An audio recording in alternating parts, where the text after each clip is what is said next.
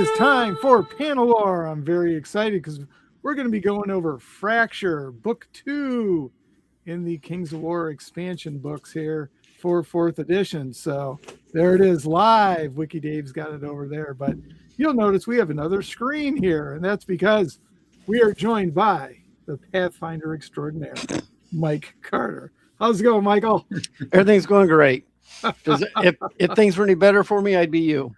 Oh, there you go. I don't know if no, I don't know. I'm not going to comment. All right. So, but hey, I just got to mention, Mike, we had a great time at Origins, right? So Origins was great. Yeah. Well, okay.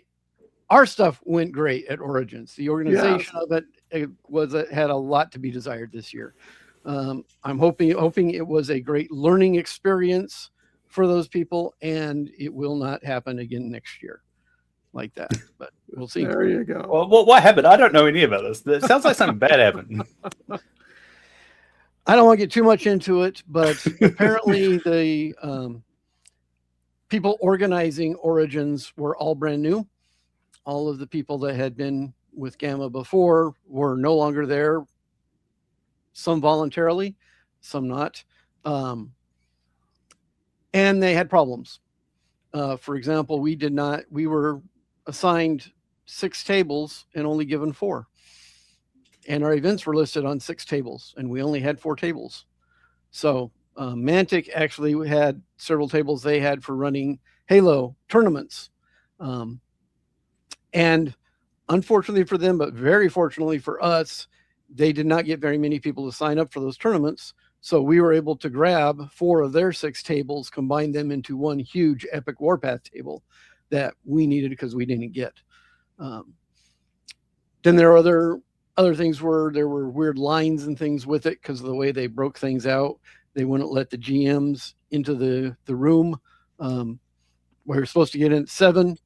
They wouldn't let us in till 8 o'clock, which I learned a long time ago, don't run a game starting at 8 ever.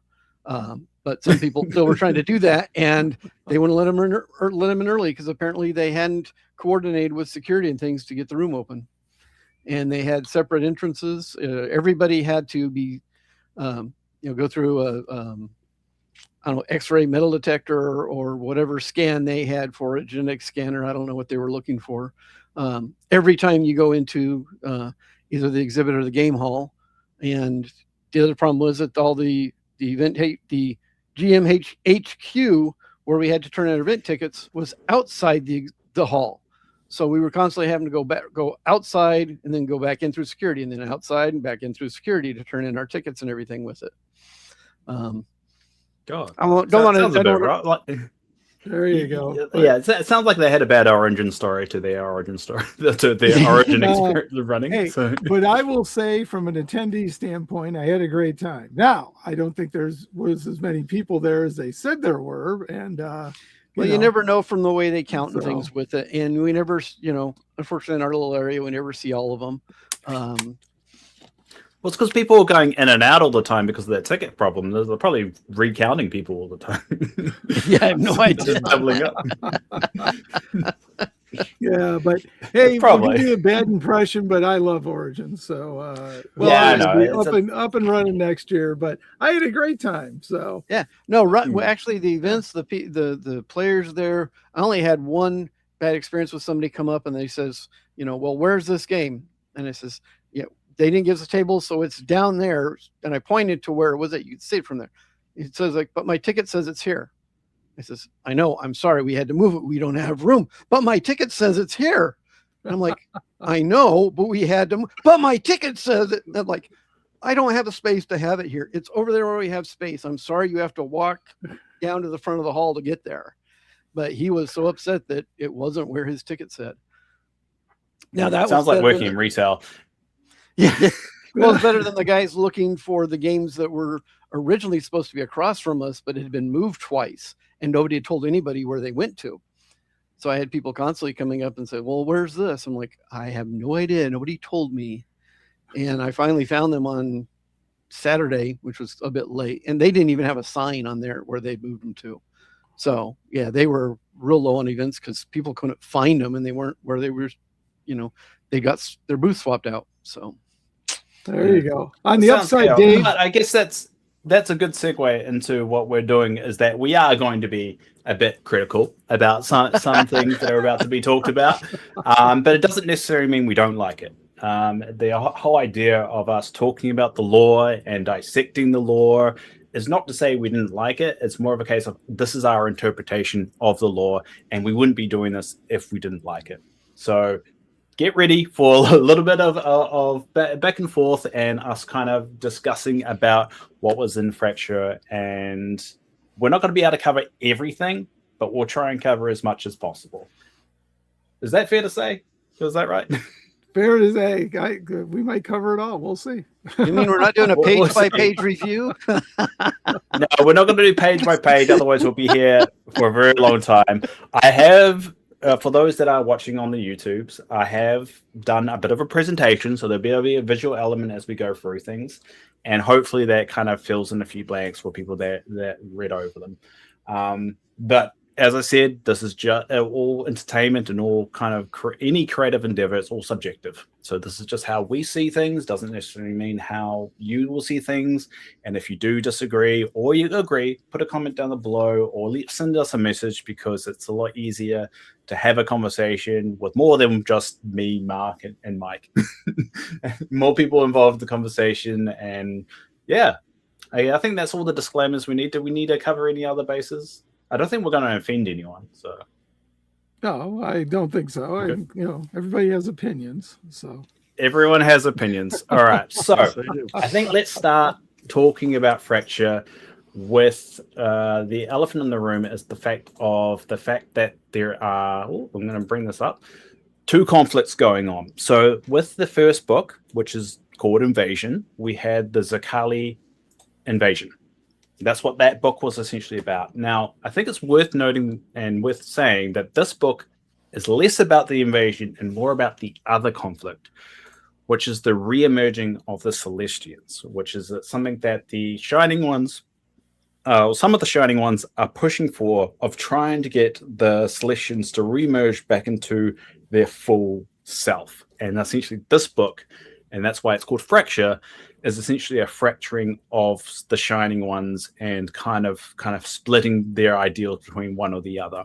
And so if you're looking for a continuation of the invasion, of the Zakali invasion, there are a few mentions in here, but this is definitely like another conflict that's happening at the same time. They're just happening at the same time. So this book, just to make it clear, is more about the re-emerging of Celestians with a little bit of Zakali invasion trickled in. And it's worth also mentioning that the Great Return keeps on being mentioned throughout this book as well, which what the Great Return is, it's something that the Twilight Kin are kind of pushing for. I don't know whether that's the return of the wicked ones or the old gods, the primogenitors. It's not 100% what it is, what the Great Return actually is. So, is that fair to say? Is that Mike, Mark? Is that your interpretation of the book? I'd always seen that as the idea that the Twilight Kin were the descendants of those elves that were lost when the Pannilore mirror was fractured. And so the Great Return is them always wanting to bring them home. But they're not evil. They're just trying to, our ancestors are still there. It's their souls. They never die. They want to come home. And the Twilight Kin wants to bring them home. They want them to return, even though they're not anything like they were when they left anymore. So it's one of those things I go that completely wrong. That's interpretation I get, and especially having just finished the brand new book that they just come out with, Rage and Grace, which guess what is Twilight Kin and Night Stalkers and elves and nature. So and some of the battles there, and so they're talking about the Great Return quite a bit with that. In that and the whole, and I don't want to get, this isn't about that book, but I like the way they've blended some of the old lore with the new lore into that. Yeah, it's definitely a book that was being worked on for a while, so that would make sense to blend the two together. Yeah, and it's a nice way to kind of move from where the Twilight Kin used to be to where they are now, and give some explanation as to that on it. But yeah, they talk about the Great Return in that quite a bit with it, because again, it's you actually have a summoner crone opening a doorway to let Night Stalkers in. Fun. Yeah, and as you can probably guess, that doesn't go well. Yeah, never does. I do recommend for those out there that Raging Grace is a great novel, written by friend of the podcast, Danny Graves. Mark, what about you? How do you feel about it? Well, yeah, it's not what I expected to read. This whole thing was not what I expected to read. So we'll discuss that as we go through here. But Fracture, I mean, they're talking about remerging people together and stuff, and we'll go through that, folks. But to me, I'm trying to figure out where the fracture is. So I'm going to throw that back at you guys and figure out, tell me where the fracturing is coming into. I'm seeing the fracture being in Basilia itself. That they are almost, that they're at first when they announced this with the name, I was looking at thinking this would be more of the Dwarf Civil War. There's an obvious fracture going on there, but it's not.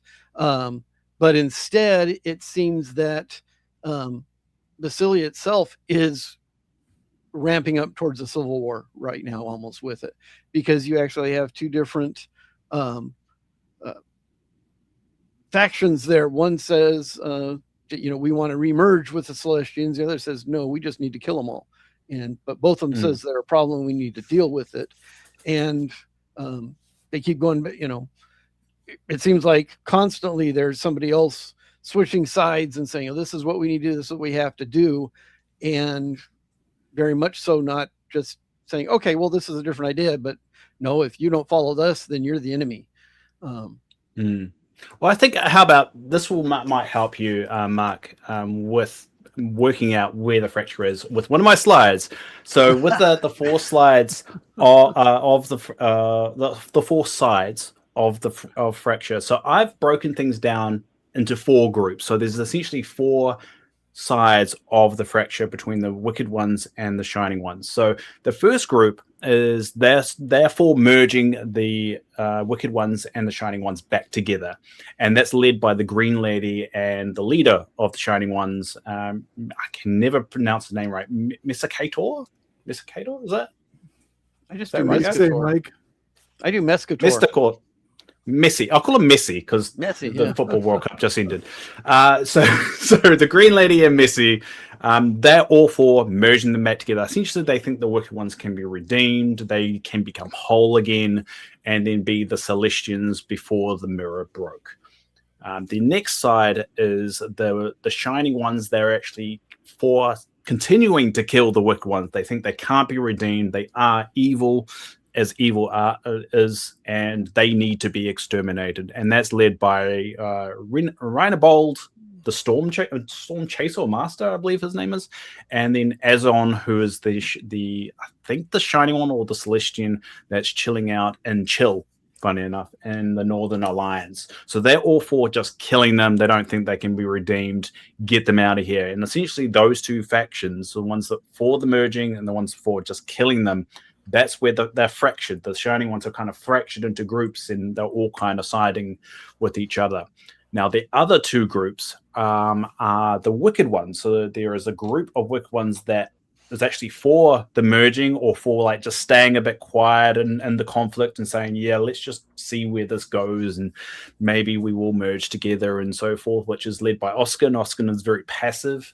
And there's a short story in Fracture that kind of hints at, that he is kind of for it, and he wants this to be all over, because at the end of the day, the Wicked Ones don't see themselves as the bad guys. They are just the Wicked Ones. I know the name doesn't really help that argument at all, but they're just kind of staying quiet, and they're in the abyss, and that they want to get out of this prison. Keep in mind that they've been imprisoned in the abyss for like 3,800 years.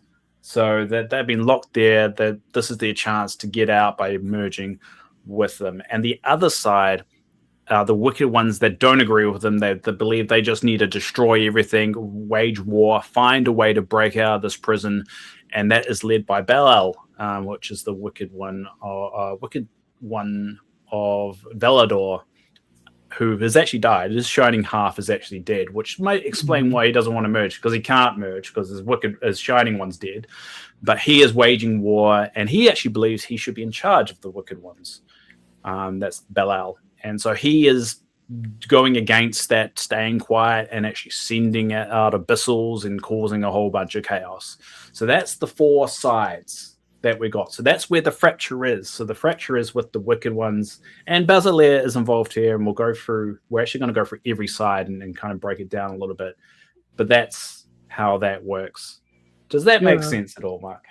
I call it a disagreement, but it's supposed to be a fracture. Well, that's what we'll go into, because some of them are more disagreements and some of them are more aggressive than that. So we'll start with the merging one. So for the merging back together, that is led by Messi and the Green Lady, which is also Karina.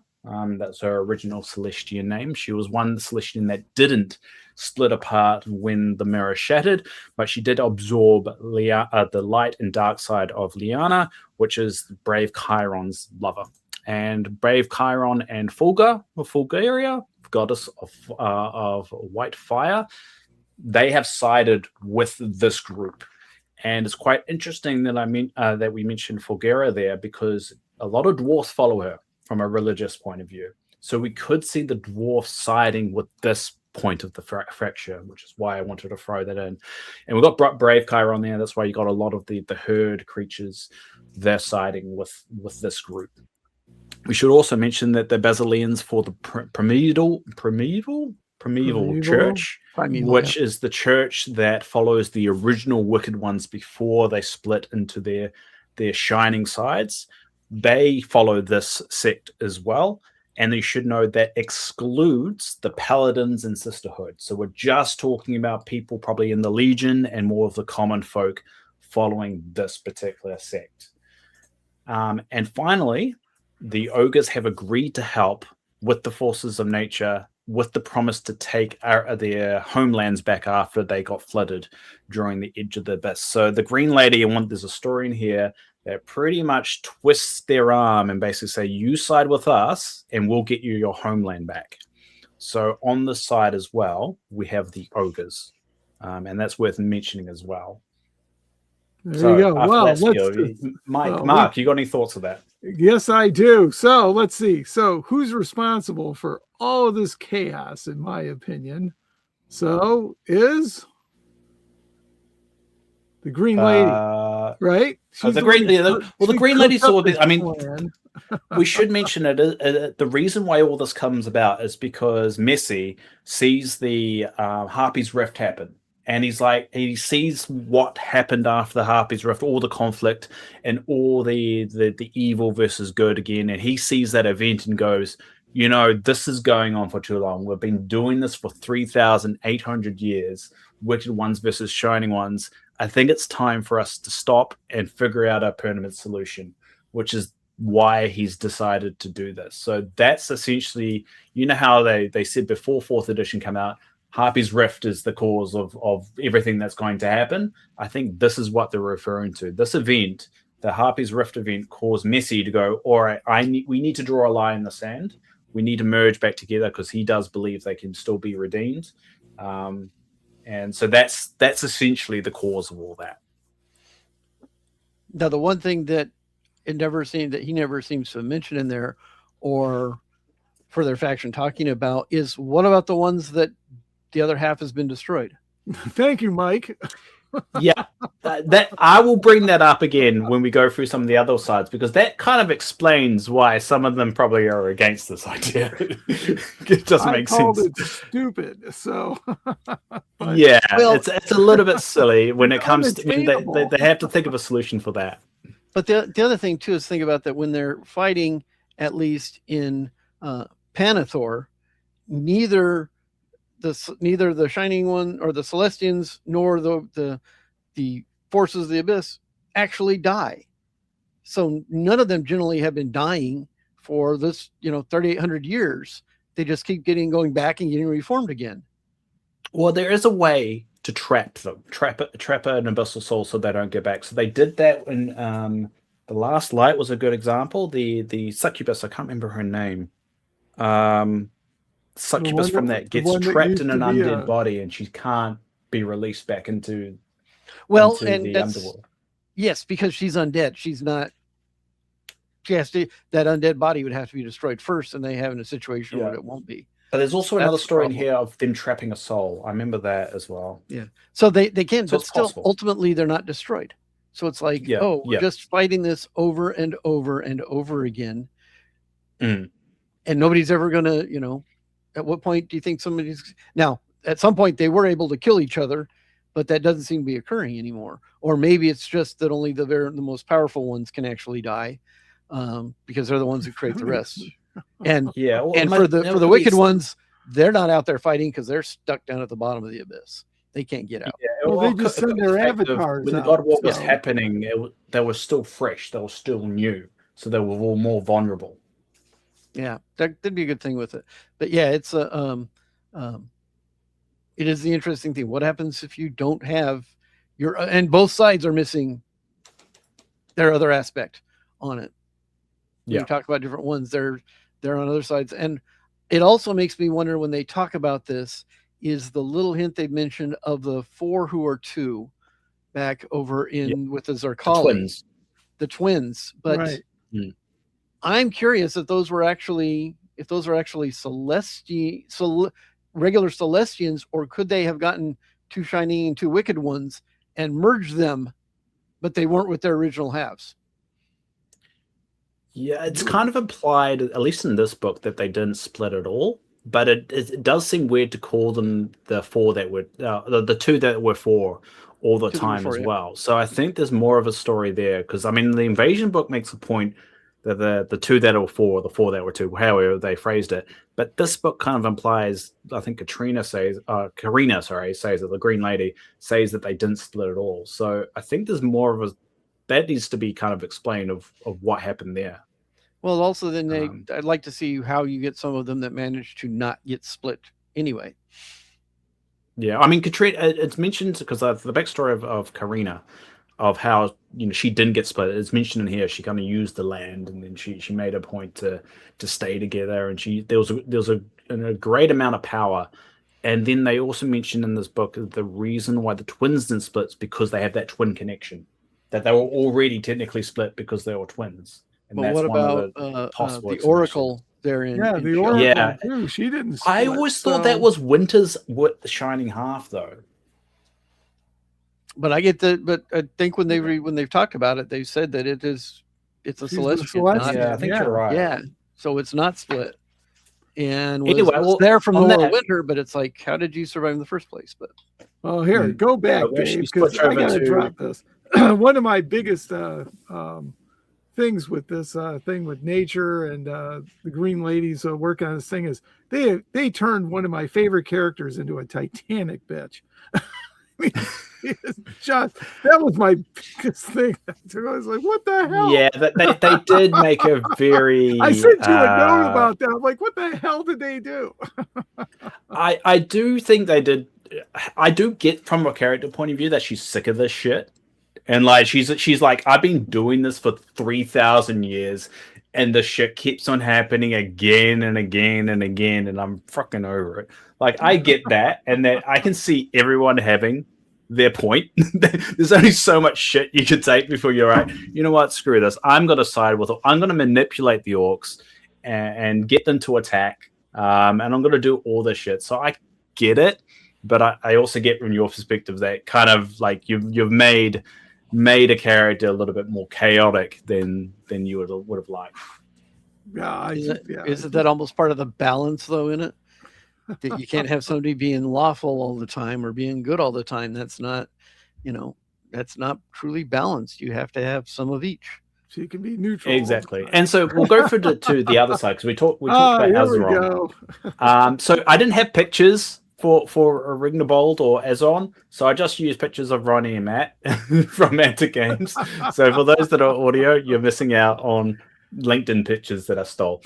Anyway, I so highly recommend the YouTube version, folks, if you can. So. Yeah, it's not flattering pictures at all. It's not flattering. But either way, the killing the wicked ones to kind of keep the status quo, go against the wicked ones. That's done by the new wicked one, new shining one that we mentioned, Rhinobold, and Azon, who's chilling out in the Northern Alliance, who has been around for a while, but she's more hinted at. Rather than named, or otherwise known as the Oracle. So those are the two major players in this killing of the Wicked One side of one. We know that Balcomel the Forge has sided with them. That's a Shining One that's on their side. So it's clear that there's a bit of a division with the Shining Ones. Some agree, some do not.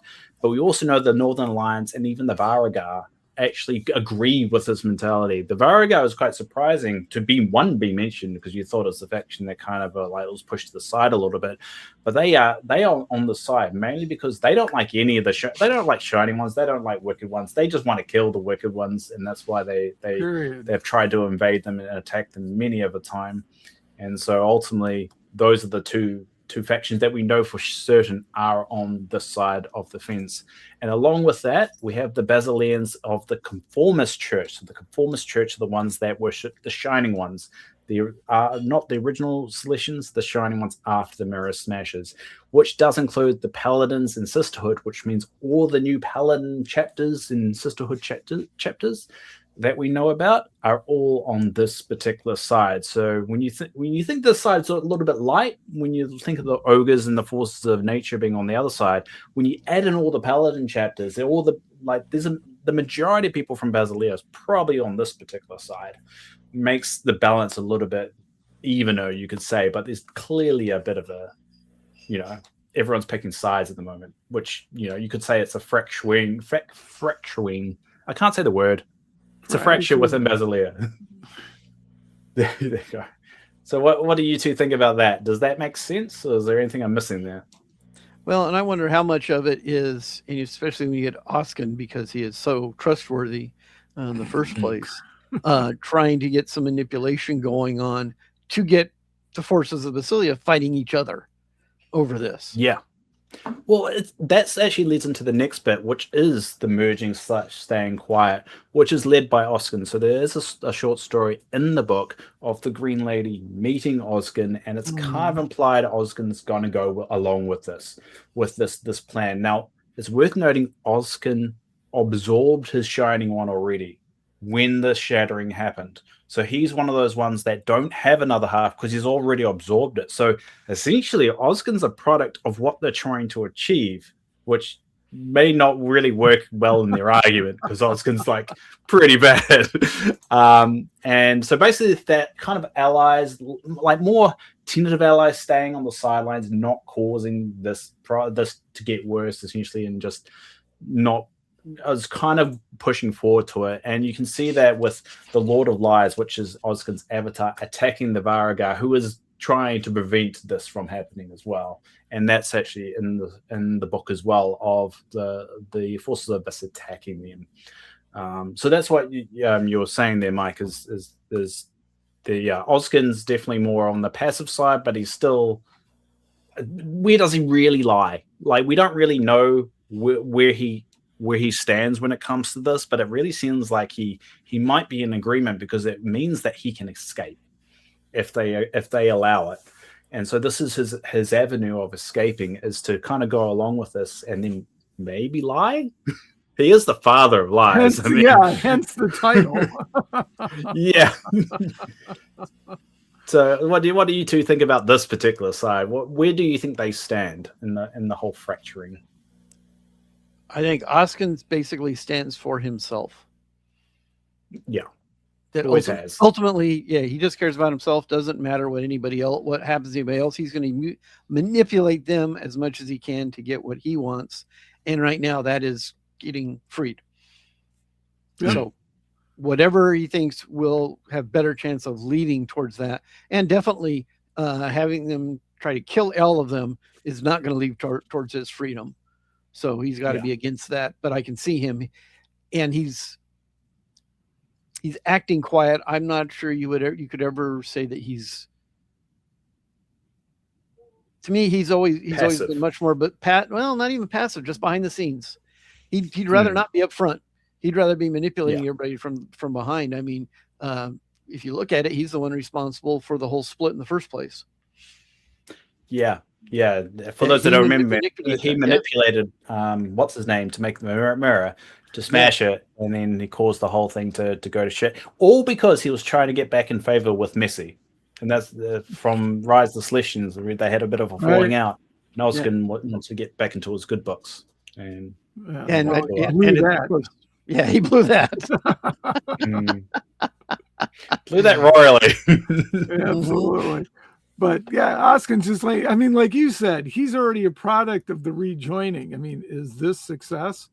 You know, I mean, in the Green Lady too. I mean, you know, she did her absorptions, and isn't she got 3 going on in there right now? So yeah, she's got Light, Dark, Liana, and then herself. But I guess the question is with Messi's whole argument of that the Wicked Ones can be redeemed. Do you think Oskin, because he is a full product, do you think he can be redeemed? I have 3,800 years of evidence that says no. I think I think you have to go back farther than that. When you look at him, that he was pulling things even before then. Yeah. So remember, he manipulated this whole thing. So ultimately, no, he's not going to change, because he's not going to get better, because he's already merged. Who are they going to merge him with to escape? I mean, you know, I mean, the barrier for them not to escape is done by the Shining Ones, so that it's not something that only a full Celestian can cross the line. It's more of a case of the Shining Ones could just remove the barrier to allow them to escape. So, I mean, it's a case of they could convince the Shining Ones, yeah, we've changed. Yeah, we're all good now. Let us out. And like, all right, we'll unlock the door, open the door. You can leave now. And then they will stroll out and then destroy the world. They could do that. Absolutely. That's the story right there. Because we'll trust the Father of Lies and Lord of Lies and all the other of lies titles across the board to be honest with us that they're going to be good from now on. Yeah, that's right. Oscar's going to get Baal to just sit back in the corner and just chill, right? So exactly, and I think that's his plan, is right, just to go with it and hopefully convince everyone that they've changed. And that leads us to the final side of the Wicked Ones. So that's the waging war one, the ones that don't agree with that, and that includes Belial, who actually wants to be the leader of the Wicked Ones. As we find out, that's the first time we've had that particular context in the lore of the fact of Belial actually wants to be leading the Wicked Ones here. So he is waging war. He's sending all these minions out to attack Basilia and the force of nature, who is trying to force this re-merging. So he's basically, this is what the main crux of the conflict is these guys trying to stop this merging from occurring. And that includes also Grim Grin, who is also trying to make a machine to escape the void, which I put him in this camp of the ones that are against the re-emerging. And possibly on this side, as we talked about, some Wicked Ones don't have Shining Ones, like Belial doesn't have a Shining One at the moment. Also, Akuna Shara, who is the mother of vampires. Turns out she killed her Shining One. She murdered it during the God War. She doesn't have a one to merge with. So what? She's just going to be permanently locked here, regardless of what happens. So we will start to see, you know, some of these Wicked Ones that don't have their opposites exist. They're not going to want to do the merging, because they're not going to convince you. A Wicked One's not going to be able to convince anyone they're good. The name's the Wicked One. I mean, come on. Trying to fool. So yeah, what do you guys think about that? Go ahead, Michael. Well, the thing that I like about this most, rather than the philosophy, is the actually bringing Baal back into the lore again. And he was a Dungeon Saga original character. Yes, he was. Brought in from it. And, you know, there's still that old model out there with it. And it's like, yeah, I love it when they're going back and tying back the previous stuff with it. So it's not just, oh, here's the new version. No, it's here's the new one. And here's where it ties into the old stuff that happened before. And I'm like, I like they did that. I like the mentioning some of these and keeping them out there. That these are known guys. Now, of course, you know what I find hilarious though? We also find out in this book that the Wicked Ones have the ability to transform into whatever they want as an appearance. So he chooses to look like that. He's choosing to look like that evil thing. So he's not going to convince anyone he's on the side of good. Well, that's a lot scarier than a Care Bear. So, he's not going to choose that form. So, well, that's what all the Wicked Ones need to do. Just transform to Care Bears and then they'll unlock the doors. There you go. The out is right there. Yeah, and then we get that evil Care Bear stare. Exactly. Now, for me, this is the fracture I want to see. I want to see the Abyss fight itself. So I think that would be like cool. Care Bears.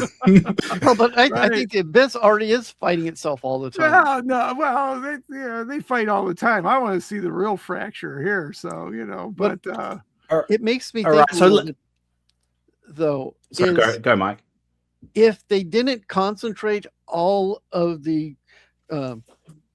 abyssals down in one place, would they be as big of a threat?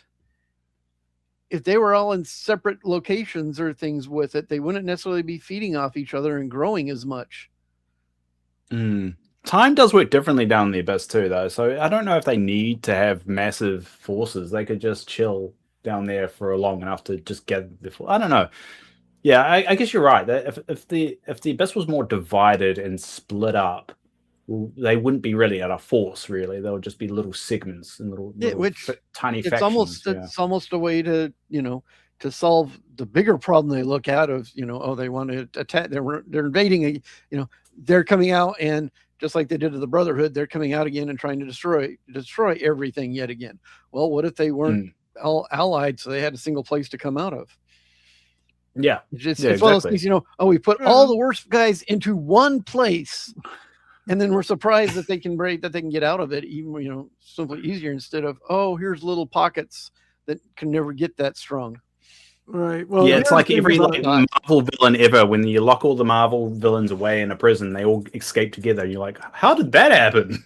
Yeah, I can imagine that, Well, hey, the other thing is they're locked away in the abyss, but somehow they got portal stones and they can get out and go hang with There's ways, and Grimgan is making that machine, and also making a machine. We have yet to talk about that, but. Yeah, but if he's a goblin, it's not going to work that well. Well, he can transform into anything he wants, though. So, I mean, he's not really a goblin. He just acts like one. But if he identifies with the goblins and things with it, I can see him creating a machine, and it'll work for one or two, and then things will go hilariously wrong, because that's how goblins are. Yeah. All right. So let's break this down just so Mark understands the fracture now. So all right. Thanks, Dave. But, All right. So we've got the merging team for the Shining Ones isn't very happy with the ones that want to kill the Wicked Ones, but they're not really fighting each other. They're just sad about it. They're still getting along, and they're just having a little bit of a political disagreement, and so they're not at war with each other. But they are the merging. Let's put it that way. Exactly. So the ones that want to merge, the Shining ones that want to merge, they're happy with the Wicked ones that want to kind of stay quiet, and they actually seem to be passively agreeing with them as well. So they're buddy with that particular faction. However, they do not like the ones waging war. So they don't like Belial, his chaos, and that's why the force of nature at the end of this book, it mentions predicting Sarak, which is going to be the summer campaign of helping the Basileans, because the Basileans there's a group of them that do want to merge together. So that's why they're going to help them. But we've got the killing of the Wicked ones, the Shining ones that want to kill the Wicked ones. They're obviously not very happy with the merging back together sect. And they want to continue waging war on all the Wicked ones. So they're very, very unhappy with all the Wicked ones. So that's why they're going to continue. Even the ones that are passive, they're going to continue wanting to kill them, because they think that's the only solution. So that's Rhinobolt, Storm, Chaser. That's the Northern Alliance and Azon up there, and some of the Basileans as well, adding on top of that. So down the Wicked one side of it, the merging ones, the ones that are staying all passive and quiet, they're not very happy with the waging war, because it's not really helping their passive aggressiveness, if some of their guys are being aggressive, kind of contradicts the passive aggressive if they're actually just being blatantly aggressive. But they are causing them to fight back against Rhinobolt and Azons. They're killing the wicked ones, shining ones. So that's why they're attacking the Varagar and the Northern Alliance, because they want to just kill them, and it's not really going to help the situation at all of getting them locked out of prison. And ultimately, the Raging War wicked ones, they're not very happy with the ones staying a bit quiet, to a point that Belial wants to become the wicked one that's ruling all the wicked ones, the chief wicked one, take over from Osgin. But ultimately, just they're not too happy about it. So that's where the kind of the division is. So we're looking at a 4-pronged division across everyone. And at the end of the day, people are fighting everyone. Everyone's fighting everyone to some degree, and I don't think anyone is really staying out of it. And that's all you need to know about the fractures. So they are fractured, just in a weird kind of messy way. Does that diagram help at all? Because I just threw that together in like half an hour. Well, I need the happy arrow going up on the one side and the angry arrow going up on the other one. So, but yeah, so I had to add lots the of faces anger, to it. lots of anger going on and some sadness. So that's predominantly what's going on. So I guess you can say fracture. I say disagreement, but how about you, Michael? Disagreement, fractured, it's the same thing depending on your perspective. It depends on how far it goes. Yeah. Is this disagreement just going to be a mild political fight with it, or is it going to, is part of it they're trying to actually get Basilia to start fighting itself over? Exactly. And yeah, that's I think where this is I will see where Oskin is trying to manipulate some of this in there away, because he'd much rather see Basilia fighting itself than fighting the abyssals, because that'll make all the abyssals stronger. Yeah, this is the precursor to fracture. I think that you've got some real fracture stories that are going to come out of it potentially. Yeah, it's going to be interesting to see what the next book is about, because we got the invasion. The first book was about the Zukali invasion. Right. This book is about the fracturing. So are we going to go Zukali invasion, fracturing, kind of alternating with what conflict we're actually going to be covering? Or is it going to be from now on a mix of both these conflicts? So yeah, we did get some of this fracturing in the 4th edition book. We didn't get so much in Invasion, but did get a little hints at it. So I don't know how it's going to zigzag going forward. It's going to be interesting to see how they're going to do it, because the story, to be fair, I'm a little bit more interested in the story than I was before after reading this. But there's still a few gripes with it that we'll go for at the end. But ultimately, yeah, I'm happy with where it's kind of going. I just wish they would kind of speed it up a little bit and be a little bit more clear and stop being so ambiguous about certain things. Well, I kind of look at it and keep wondering, because you look at this fracture and these 4 sides, and what is missing, because they were barely talk about it here, is you've got few millions Zerkali that are coming in here, and how are they going to be dealing with these guys going back and forth with it? And is all of it just weakening? Are these guys weakening themselves so the Zerkali are going to more easily be able to take over? Where are the Zerkali going to be standing on some of this, if it's to the point where they have to pick a side here on it? To me, that's where it's going. I think Missy's timing was horrible. He probably should have waited until after the invasion to do all this, but chose not to. Well, he knew the invasion was going on when he did this, so yeah, true. I think the timing is all his. So, but well, anyway, we'll leave it there for now. We'll probably come back and cover some of that as we go through the individual factions that are highlighted in this book. So we're going to go through each one of them individually, kind of point out some of the highlights, and then we'll have a broad discussion about it. So the first one that we'll go through is the ogres. So what we found out that Nomarok and the Ogre Council have made a deal with the forces of nature to help them take back their homelands after it was flooded during the Edge of the Abyss. And he wasn't very happy with the deal. He kind of just agreed with it because he was a little bit strong-armed into it. The fact that if he didn't, the Green Lady wouldn't be very happy with him. So it's a tentative alliance, you could say there. But also on the other side, Amarok from Kings of War Champions, the ogre from Kings of War Champions, has made a similar deal with Ophidia, and Ophidia keeps on coming up. So they'll be good to pry into at the end of this breakdown of why Ophidia keeps on coming back up. Are we going to get Ophidia as a faction? But we'll discuss that shortly. But yeah, she's made a deal with Ophidia to defend against an enemy, which we assume is the Kali. But the deal is similar to what they made with the forces of nature as well. These deals were made separately because Akaramoa doesn't really like Nomarok as well. So it looks like she's made a deal with Ophidia. Nomarok's made a deal with the forces of nature. That could come to a head later on in the story as well. We also have had a good chunk of ogre culture explained, which I really loved as story building. World building aspect there. So we do know now that ogres get married. They actually get married during the annual thing, the thing as they call it, the annual meeting of the ogres. The thing is where where recruitment happens. So ogres actually get recruited into mercenary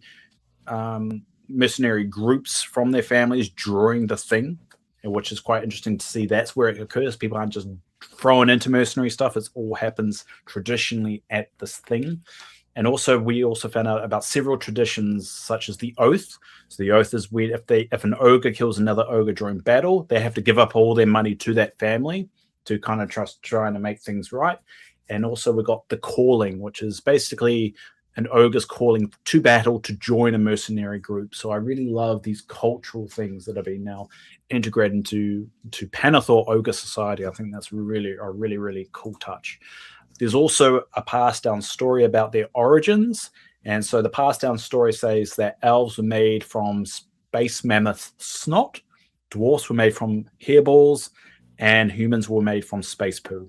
So that's worth noting as well, which we know that the primogenitors actually created them, but ogres, their origins are a bit of a mystery from their idea. It's all space mammoth origin story, which, to be honest, I think is a better origin story than the one we got. But space mammoths deserve recognition. So, Mike, what do you think about the ogre aspect to this book? Well, do space mammoths have Strider?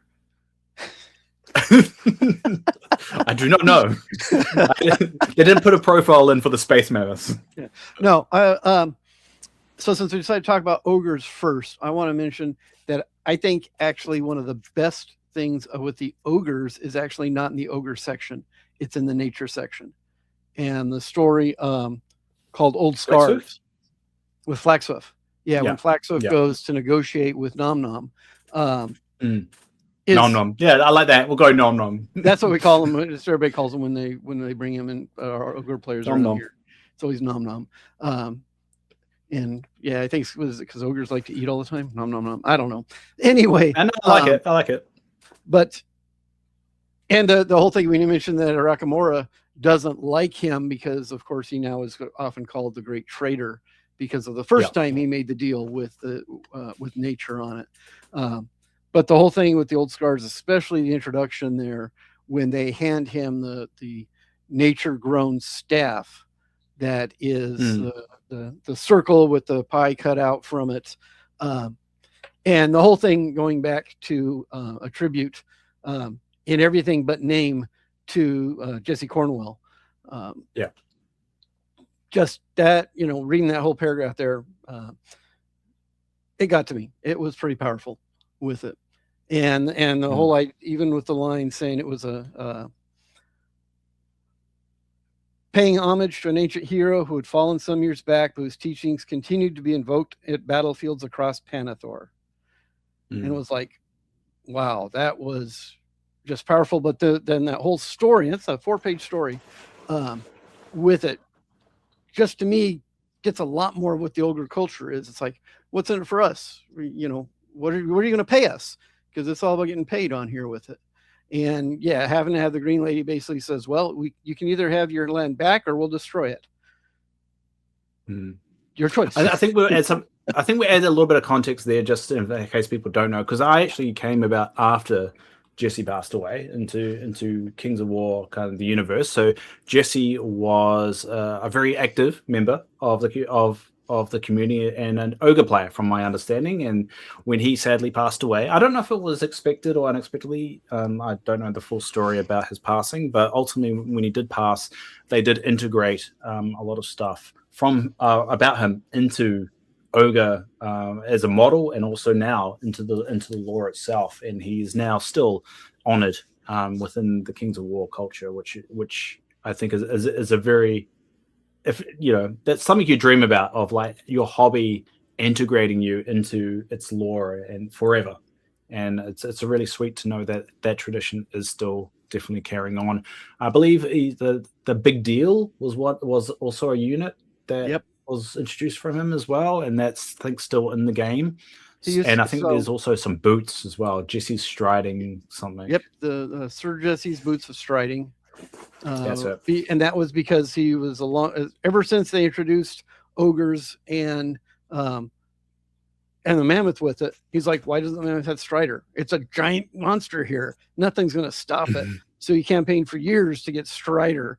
So when they gave it to him, they actually then named the boots that give you striding, named that after Jesse. I once described him as the nicest guy to ever kick your ass.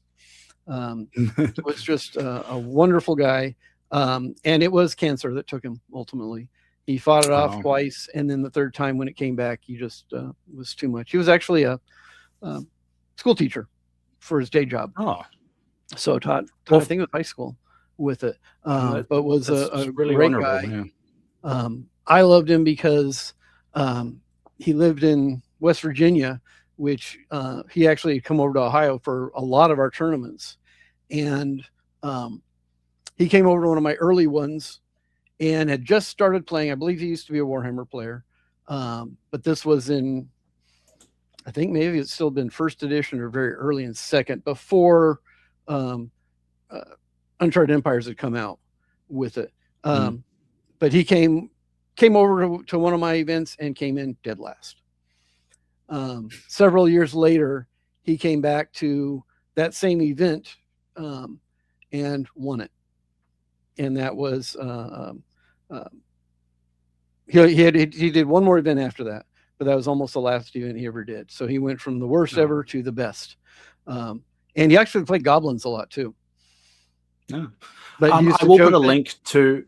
Yeah, sorry, Mike. Oh, he used to joke that he's kind of a big deal with it, so that's where that joke came from.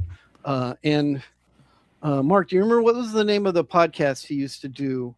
Mastercrafted with Kyle Prezelinski. Yep. Yeah, with Pretzel Twinkie. Yeah, go up and look up the YouTube videos for Mastercrafted. They are wonderful with Jesse, and there's one of them, and he wasn't doing great at the time, so they just had him and Kyle sitting there through the new Clash of Kings book. And this is definitely not for people that have sensitive ears, because it definitely has language in it, not appropriate for young ones.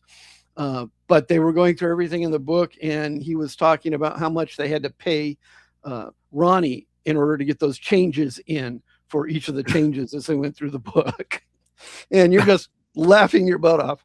And one of the other things too, that to explain some of the symbolism, because it's even in the picture you have up there where the guy has the staff on it, that the ogre shaman model with that is based on Jesse.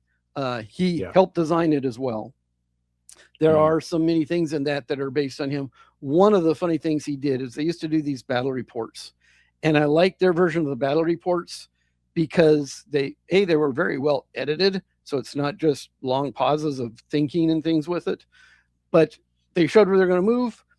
And then they get there, then they showed the nerve check, because they're not going to show you all the dice rolling, because that's actually not that interesting to watch. But he got there, and it was in a critical situation for doing this nerve check. So out of nowhere, he comes up with this idea, says, "Oh, please, Pizza Jesus, grant me this, Pizza Jesus." And he rolls and gets the nerve check. I think he gets the 12 or whatever he needed for it. And Kyle's like, "Well, that's kind of cheating." and a joke about him and says, "Okay, but you can only invoke Pizza Jesus once per game," which he then went on several rounds later to invoke him again with it. So that's where you get the pizza, the pizza symbology with, and he used to joke about that by the pie, the slice, and the bite. The bite. Amen. Amen. Yeah. That explains it, because when I was building the wiki, I transferred this over from the previous wiki, and the title of Jesse's little kind of snippet to explain his, his role, everything, was The Tale of Pizza Jesus Prophet, known as Jesse Cornwall. And I didn't know about the Pizza Jesus thing. So yeah, I will put a link to all that down below as well if anyone wants to read it for themselves. It is on the wiki. I did transfer it over, so if you want to see it, there's a nice little picture of Jesse reading that Clash of Kings book as well. So if anyone wants to dive into that a little bit, it's a way of honoring someone that did have a huge impact on the community, even before my time. It's good that we're carrying that on. Not only that, but right after he passed, one of the other Pathfinders had gotten a sculpt done of it that he passed out to some of us for the STL of Jesse as the prophet of Pizza Jesus. And so he's wearing robes, has a baseball cap on backwards the way he used to wear it, has his glasses, is leaning back, his arms spread out with 2 pizzas on his arms with it, looking up. And I actually print that out and use that now. And I believe they do it at Masters as well. We came up with it about the same time. The sportsmanship award I give is always the Jesse Cornwall Sportsman. And it is a trophy based on that Pizza Jesus model. And I give him a copy of the Ogre Shaman as well.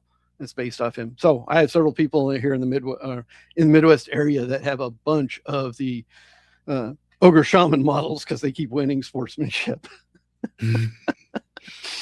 Well, it's good.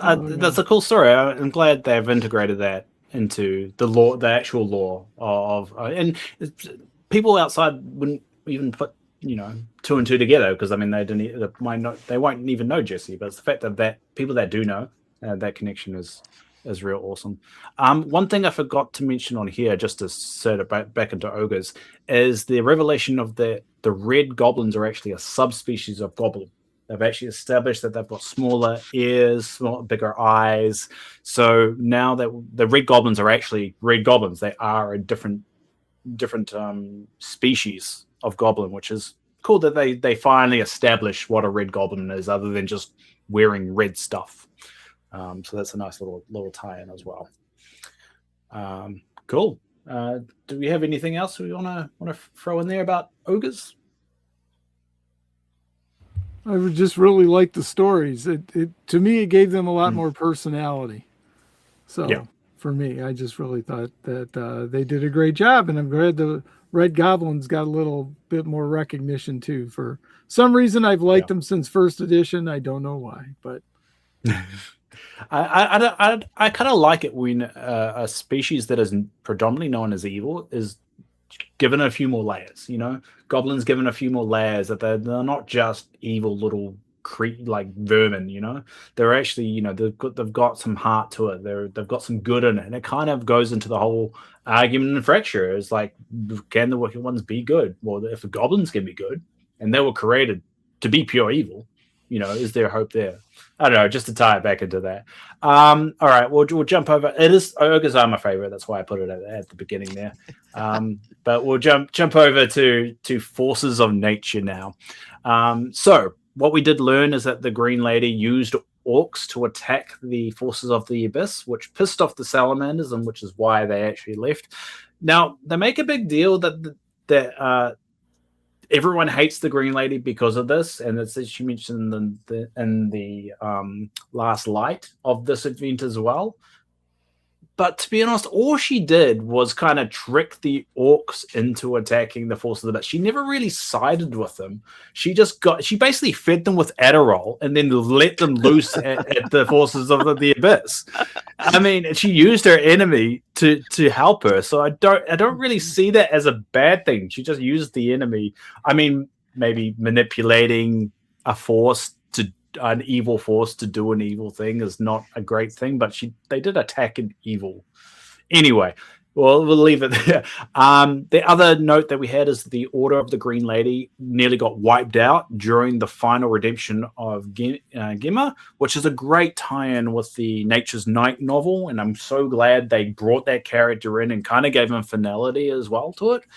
it also added in that Farn, who is actually mentioned in Nature's Night, the novel, actually has left to go find Swan, who might have taken the remnants of the Brotherhood to the Forsaken Isles, which, for those that don't know, I've put a little map on the screen. It's actually south of Basileia, for the Forsaken Isles, and they were actually part of the Brotherhood before the whole split. So the Brotherhood might not be gone. They could actually be reforming on the Forsaken Isles. Well, I mean, they never really left the Forsaken Isles; they're always still there. So I think the Brotherhood, as a culture, as a realm, may still exist on the Forsaken Isles. And there's a point that they've mentioned that. So there is a reason why they did it. So it could be seeing the Order of the Forsaken or the Brotherhood coming back in the future, which is a cool little snippet there. And it also seems the Green Lady seems to be more chaotic lawful than just completely neutral. So she is trying to do the right thing, even though she's kind of using more chaotic means to get there. I don't see her using orcs as bad as the world is kind of trying to tell us that she is, because I mean, she didn't side with them, she does use them. But I don't know. What do you two think about the forces of nature side of the book? I think it was my favorite of all the 4 sections, the major sections with it. I like the fact that, yes, you start out with your standard lore, which unfortunately most of the times when you get the lore in this, it almost reads more like a textbook. And I like instead that as they get into specifically the fracture section on it, and they break that down into stories, that then it says, oh, so this happened. And then we actually have a story that's actually it happening, and you seeing dialogue and things and actually telling it like it's part of a novel with it. And I really like doing that, because it's more than just, oh, this guy did this and move on. This guy did this. Oh, and here is how they did that. And oh, we got the ogres involved. Well, they could have just said that they got the ogres, but no, here was 4 pages going into how we got the ogres to do it. And, Flaxhoof wasn't excited about going against it, because, and in fact, the Green Lady says, well, oh, you have a, oh, and yes, my dog's in the background climbing on the bed. You have a relationship already with Nom Nom. And he's like, yeah, but he doesn't like me anymore. Because of that. Says, oh, you're the best person to talk to him. I don't want to talk to him. So I like yeah, and I like the fact that there's a section there, the story Dylan, that just helps to give an ending to the main character of Nature's Night with it.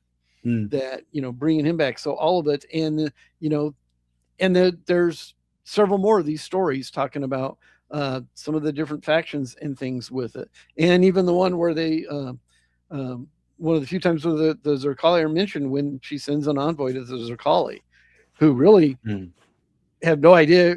Well, they don't care, I think, about what she's talking about, because they're busy with something else.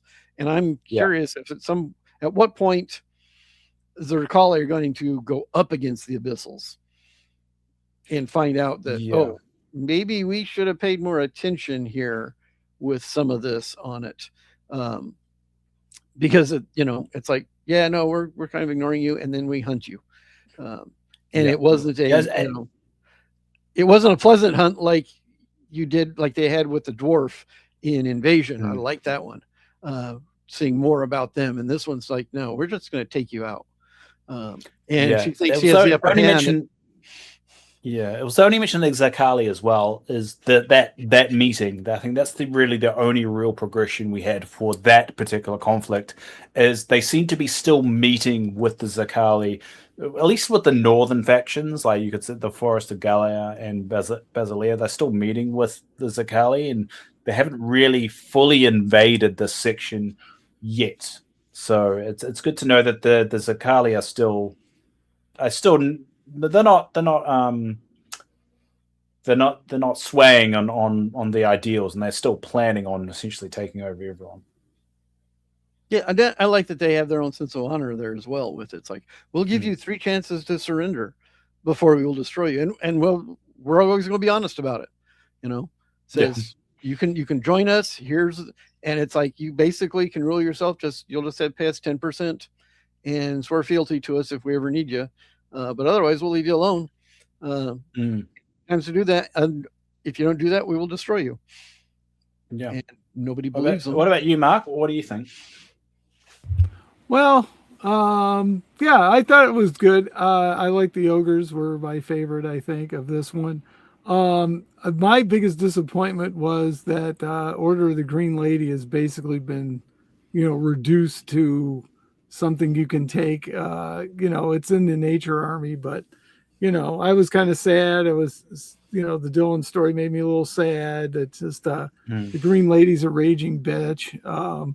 It just, I don't know. It just really, I don't know. It shattered some of my nature illusions, I guess, for what I had in my mind for, nature. I've been, they've been around since they were nature in the first edition. Book that came out. Yeah, that was Basilian Legacy. Yep. And Basilians, Forces of the Abyss, and Forces of Nature. Yeah, and they were good, nature, and evil back then. So, yeah, it was very interesting.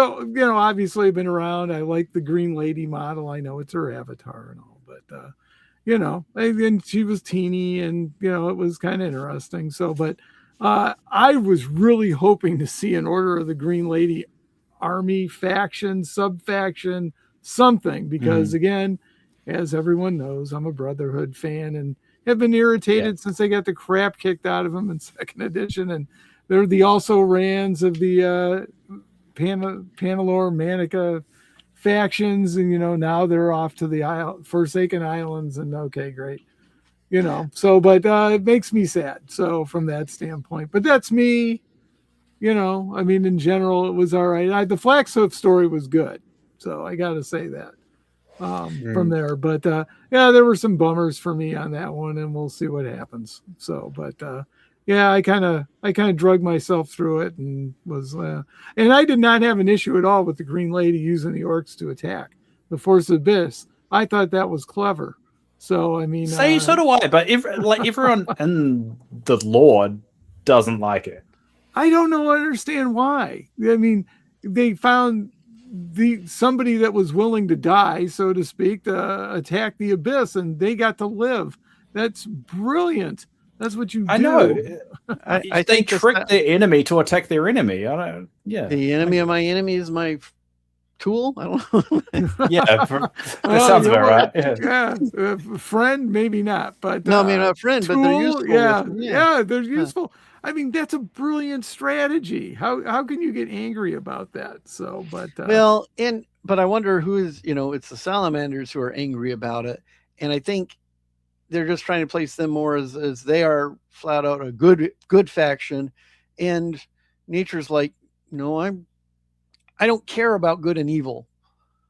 To me, I want balance. Thing. She wants balance in everything with it, but even there, it's curious how much she really wants balance, because you have to be careful when you ask for balance if things are going well, because if things are going well and you ask for balance, then you want things to go badly to balance it out. I did like, and I missed this before, so I appreciate you mentioning it here, and especially with the little map there, Dave, of the Forsaken Isle, because the thing that I missed the most was losing the Order of the Forsaken completely.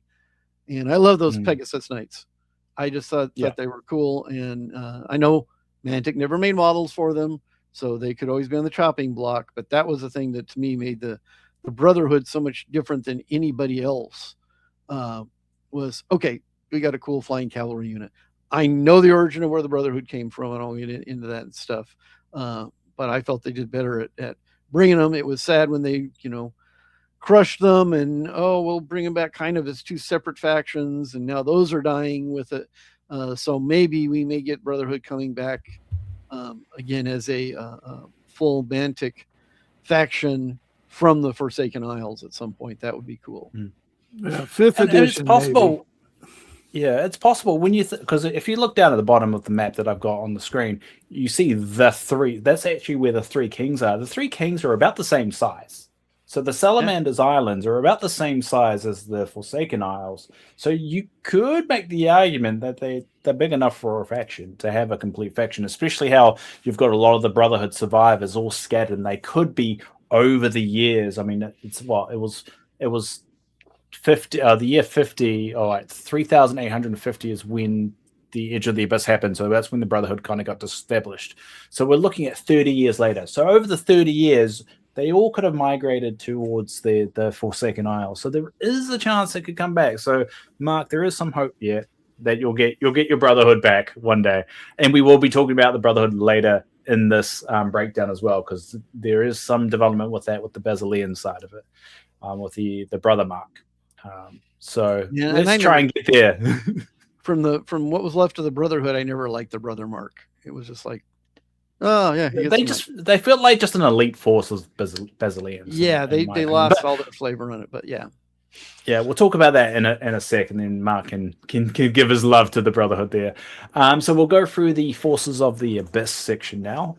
So we've got basically the Wicked Ones are either on the fence about merging or completely against it. There's not actually a lot of meat here. They're still attacking regardless, but we do learn more about how abyssals work. It's clearly established that we've got two kinds of abyssals. So you've got the natural born abyssals that are kind of created and formed in the abyss, and we also got these abyssals whose souls actually come from the mortal realm and are trapped because they're just evil. They've done evil things in their life, and they're trapped within the contents of an abyssal. So we're kind of now establishing because I mean, for a very long time, it's like, what is an abyssal? Is it just a demon? Is it a what? I think we're now starting to mold it around to know what exactly an abyssal means, and it works on a hierarchy system that you can get promoted, and you can go from a lower abyssal to all the way to an archfiend if you wanted to, and how you're physically changed. That's kind of a gift to you, so it doesn't really matter. You could look like a lower abyssal one day, and then you could get promoted to look like a Moloch, a big fat one, the next day, or you could look like an archfiend eventually if you've got the rank. So it's definitely it's a very fluid way of kind of, how you get promoted within the abyss. And I'm glad they're establishing a lot of that kind of stuff, and they're adding a lot more cultural things. And to point out one of those things is in the second circle, there's something called the Great Abyssal Hunt, where they actually just hunt lower abyssals down, and while they ride on their steeds and so forth. So we're starting to see a little bit more of the cultural of how crazy the abyss is, which I find is really interesting. And yeah, well, I threw this in here for one reason or another. We got mentions of this particular event happening. So this, well, I should say for the audio listeners, this is the Infernal Crypts from Dungeon Saga. That is mentioned in this particular section of the book. So we're still seeing this legacy lore that's been established tens of years ago. I don't know when this actually came out. A long time ago, the original Dungeon Saga, that's now been tied into the wider lore, which I think is great to see. I love the fruits of the established lore coming into fruition. So it's really cool to see that nice little tie in there. But I'll chuck it to you, Mike and Mark there. What do you guys think about it? Well, one of the things that I think should mention as well is, yes, you can get promoted, but you can also be demoted back to the lower forms. Yes, in a heartbeat. In a heartbeat like that. with it. And I like the fact that they brought in the army list, was it Tenye? Yeah. That is actually from the novels. Yes, Steps of Deliverance. Steps of Deliverance, Final, Last Light. Faith Aligned. He's in there. Aligned? Was it Faith Aligned? Yeah. The whole 4 novel set with it. But I like that he's brought back in there, and at the end of Last Light, he's punished. Well, it's been who knows how long in the abyss, because time runs differently there. So now he's running his way back up. He's not where he wanted to be, but he's back to being powerful and stuff again with it. And so it's I like that when they say, okay, so here's a cool character that we've established, even if it's done in a novel, let's actually give them some miniatures. Yeah, And I love that. I think that was an awesome surprise when I saw that, but also kind of gives people a reason to read those books. I think having the books more tied in with what's happening on the table, and not in a way of if you don't read the books, you're completely lost. Not like a huge kind of pivot. You could still read them and not read one of them and still be in the loop if you read this book. I think you want the novels to really add that additional flavor and context. Is that one little line in this book may just seem like a throwaway line, but it means so much more if you've read the books as well. And I think that's what builds a franchise. That's what builds a universe like this, is having those little moments. And this is one of the Tien, however his name is. That was one of those moments where like, oh, I know who he is. But if you just read the book, you're just like, oh, he's just another demon dude. But he's got so much more layers to him. I really love that. Well, and isn't that kind of what the book should be doing? Is fleshing out and making some of the that's all I did. I think with the whole Champions game on it is to be fleshing out. These are the new characters that we want to be driving our stories with it, because some of the old ones, they're getting old, they're dying, they're not able to do anything more because it's been a while, and especially if they're human. They don't last that long. So what about you, Mark? What do you think of the Force of the Abyss section? Well, I think it was the lightest of all of them. So for me, and the other thing is, best part about the Fracture book is getting the novel characters. Fantastic. I'm over the moon that we got Orion and Estelle on the vault.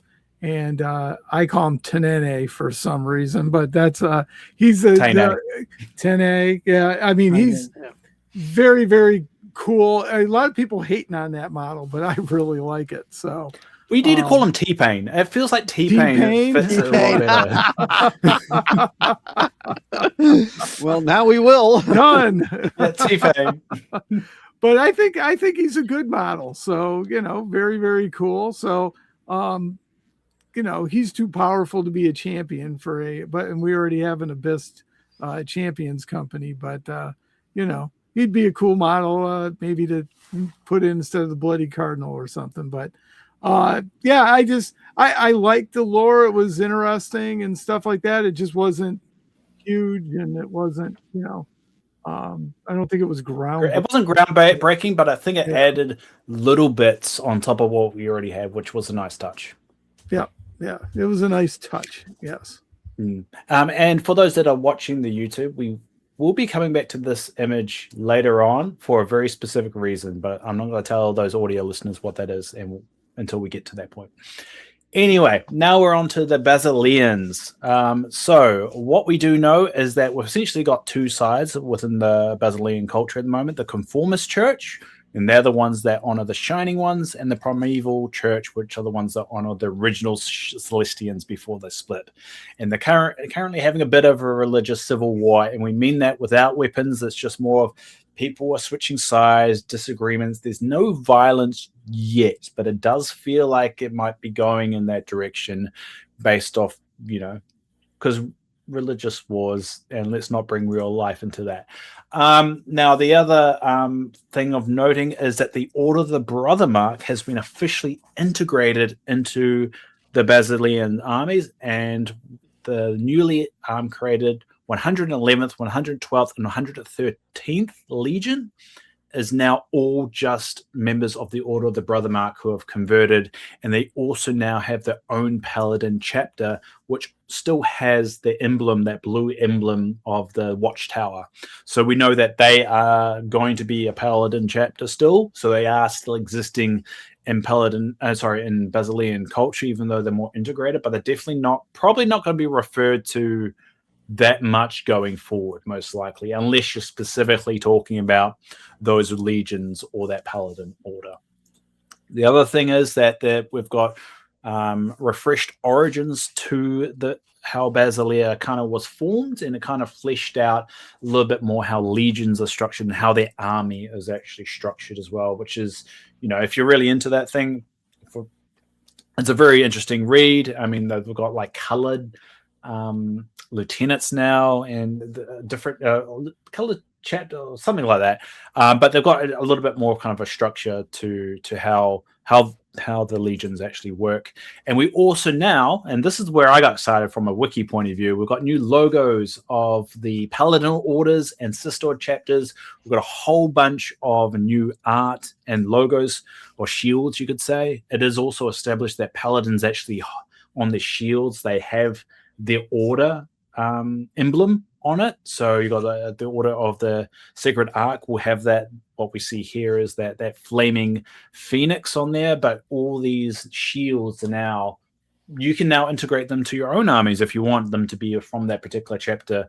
And in the book, they've actually got a breakdown of what each one of those chapters are, who leads them, what the logos look like, and all that will be on the wiki at the end of this month. At the end of the month, so going in August, I'll start uploading some of those pictures and referencing the characters. But I think that was a huge, awesome addition. There was a few missing ones as well, which is surprising. Chapters, Paladin chapters that had been established in the lore already, they went on here. That was rather interesting, but it's a really cool lore dump to have all these other Paladin orders, which we knew existed. But it's finally good to start having some names and some images of what those orders actually stand for and look like. But yeah, Mike or Mark, I should start with you, Mark, this time. What do you think of the Basilians lore dumps? Yeah, it was a lot more. And again, rip to the brother Mark here, more, like you said, brotherhood just getting erased from history here. So we'll see what happens. But, getting all the shield emblems and stuff, it made me, gave me a little Space Marine vibe a little bit, Yeah, so definitely. Now you can paint them and paint your knights in different colors, and kind of cool. So, and I thought it was good. You mentioned before, in detail, they've actually got like a little, one of those vignette type of things that gives you the exact breakdown of how a legion is formed. And that's the real thing that gave me that Space Marine vibe. It's like, here you go. Codex Astartes time. Here's how a chapter is formed, and this is how it all breaks down. And, oh, look at this. Now you got colors in your shield. So, but hey, on the upside, that's cool. I like it as well. Yeah. And I really hope someone runs with that idea. And so I can really start putting on the wiki of people's interpretations of those particular chapters, of those models, like the Pilgrim, that brown shield. I think that would be really cool. And how, because that they do make a mention that it's outside the shields, it's their armor, their clothing they wear as well, like the Golden Peak, they wear gold and white, and they're not just the blue and white of a normal Paladin that you see in all the Mantic stuff. I would really love some of that getting integrated with some people's builds, and I would love to get some of those interpretations on the wiki if anyone's willing out there to draw any, to paint any up. I think that would be amazing, and it would be awesome to see if Mantic actually hires someone to do that. Paint up. What does this chapter look like? That purple shield one. I can't remember which one it is. Yeah, I like that one a lot. That's it'll be really cool. That's the brother Mark. Is that the brother Mark? Yeah. I think that's really cool. Mike, what do you think? Well, Mark kind of stole my joke here with it, that I'm looking forward to now when we're starting to start getting individual codexes based on how you paint your knights and which shield icon you give on it, and they're all going to have a different special rule on it. So each one is going to have its own army list based on just what color you decide to paint the order of your knights with it. Now, I do like the background. I like having the logos and things, and being able to say, yeah, you can set up here's your regiment of this specific order. You can have an army of that order.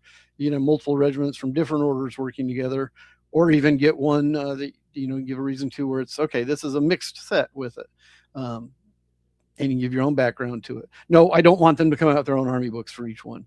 No, I don't think they should go in that angle. No, I think they could do something similar to it, but not with a rule set. They could really, they could add a whole bunch of lore stuff, but not change how they're played. Yeah, I don't want rules based on what color armor they're wearing. Yeah, that just to me is a ridiculous thing on it. And Well, I mean, it's all Well, the support stuff around it, though. That's the one distinction. This is just, the paladin, so to speak, and it's not like all the retainers and everything else. Even though I guess they could all be colored that way, and you could do it. So, but Well, and it's a good way if you want to theme an army. Say if Mark, if you still want to have as much Brother Mark stuff as you can in there, you can do them all purple, white, and black, and have your entire army themed that way with the logos on the shields and banners, etc. With it, even for men-at-arms and other stuff going with them. So it's a neat way if you want to go with that, with any of these themes for both the knights and the sisterhood. And they did establish that these are just some of the orders. There are more. There are more paladin orders. So you can come up with your own and really incorporate that. They should always give you the ability to come up with your own on it, because orders don't have rules behind them, and that's what's good about them. Exactly. So I guess now that we've gone through all 4 of the major armies that are in this book, I guess what's your guys' favorites? I like the just from a lore point of view, I really like the ogres, with paladins coming in close second. So what about you guys? Well, I think I already mentioned that the nature stuff was my favorite, and I just love the way it breaks down into real story elements, as you have with the various envoys going to the different factions, and actually have that told as a story, not just, oh, this happened. Well, no, we're going to see exactly how it happened, and that makes it more interesting to me, and less like it's reading a textbook. There you go. And I mentioned it before too. I really like the ogre story. For that one grabbed me. I wanted to read it, as opposed to like I was slogging through it, and I really wanted to like nature, but what they did to the Green Lady irritated me, so I didn't enjoy it as much as I thought that I would. So, and I was disappointed, like I said, with the Order of the Green Lady getting nerfed and everything else. So I kind of got irritated reading through nature. I'm like, what did they do to my faction? So.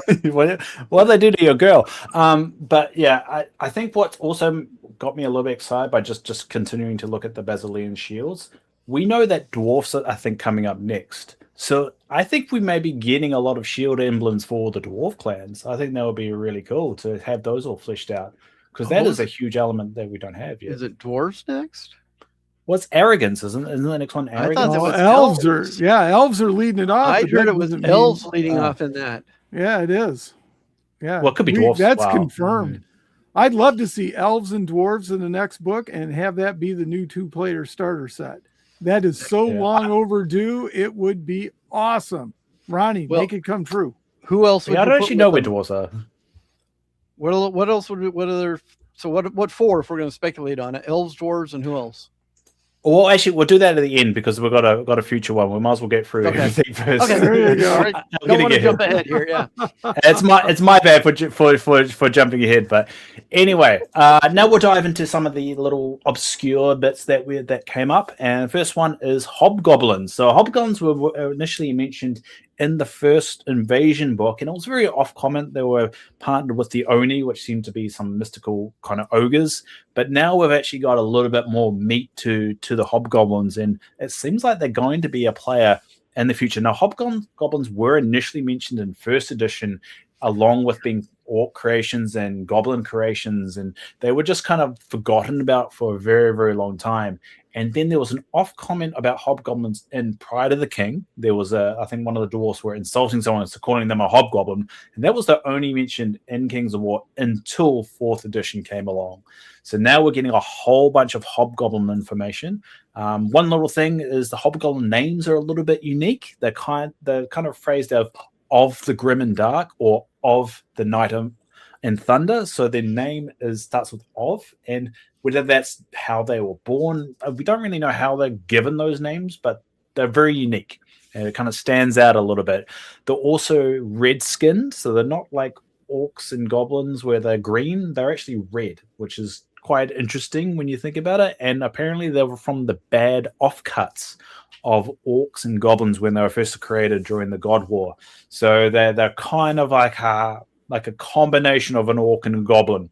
And it's a weird mesh. They're not as strong as an orc. They're not as intelligent as a goblin. They're like if you're like a third child. You're like the afterthought, You're not really given a lot of care in the world. You're allowed to do whatever the hell you want, but you still feel like you're the last one in the line. And ultimately, the story that comes out of this book is the machines. The hobgoblins have been given a task to build a way out of the abyss, and they kind of rebel against the wicked ones at the end. One wicked one specifically, Grimgrin, and actually decide to take the machine for themselves to try and make a name for themselves. So where that's going, who knows? But it seems like the hobgoblins are going to play a part, and they're now just going to be a race. Whether they're going to be their own faction, who knows? But we know hobgoblins exist outside of the abyss. We know they're with their own only, but where they're going from here, it's kind of left a little bit ambiguous. And I put into Chat GPT of that red-skinned creature that has bad pieces of orc and goblin, and came out with a badass-looking kind of orc thing. So I don't think ChatGPT really understood what the goal here.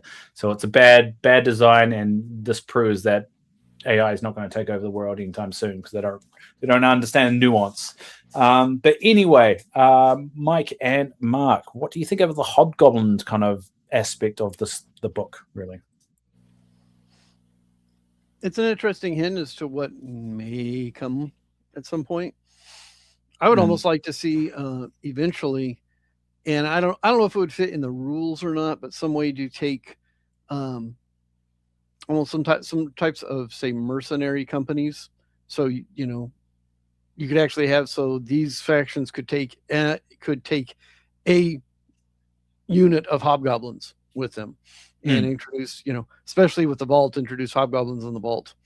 Would be a neat way to introduce them without having to give them a whole army list, but have them set up as, used to be at one point you could take ogres as mercenaries way back when. So have something on it where it would be definitely a support choice, allow you to do something to be a little different or some with it. But it, be interesting to see what they can go through. And it's, even if they don't make it into the game, it's still nice to flesh out the world and do more with it. There's a lot more races and things out there. And especially when they talk about them being with the Oni, want to see more of what's near the Zerkali, especially the whole vampire whole section there that's not India, with it full of vampires. It's like, what is in there? That just intrigues the heck out of me. It's like the Tessimo Gate or something like that. I don't know how to pronounce it. I'm bad at pronouncing anything, but yeah, I know the one you're talking about. Yeah. So who knows? Mark, what do you think of hobgoblins?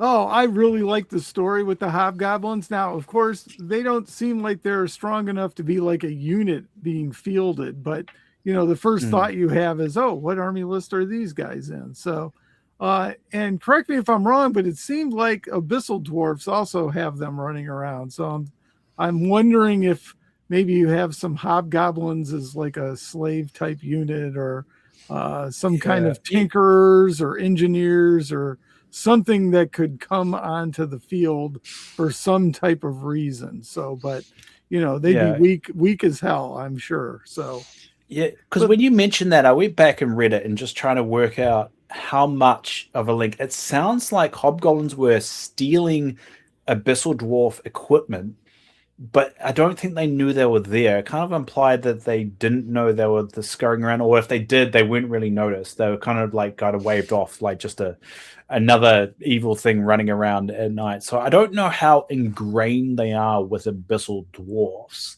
but I can see that becoming something. But you'd think if they're betraying the wicked ones in the way that they are, they probably want to get away from them as quickly as they can, because I don't think abyssal dwarfs will ever go against the wicked ones. They're kind of on that side. So I can see where you're going with it, but I've got a feeling they're going to try and get away from the wicked ones as quickly as they can, because they've been abused by them for so long.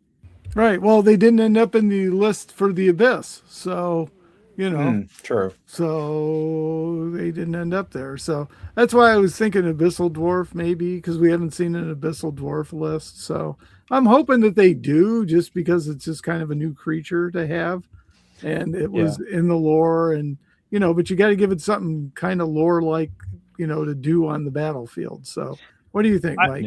I like your idea of putting them in with the abyssal dwarves, because they're supposed to have we can't use that word, so what, involuntary workers, was that what they called it in Thor Ragnarok, because they didn't want to use the S word on it, but have Wait, is that slavery not allowed? No one's allowed to say slavery anymore? Is well that the thing? that was a joke they had in Thor Ragnarok. They didn't like calling them Oh. slaves. They were involuntary Okay. workers on it. Okay, there you go. So, but I thought maybe I missed something in culture No, that no, I'm no longer allowed to say slavery.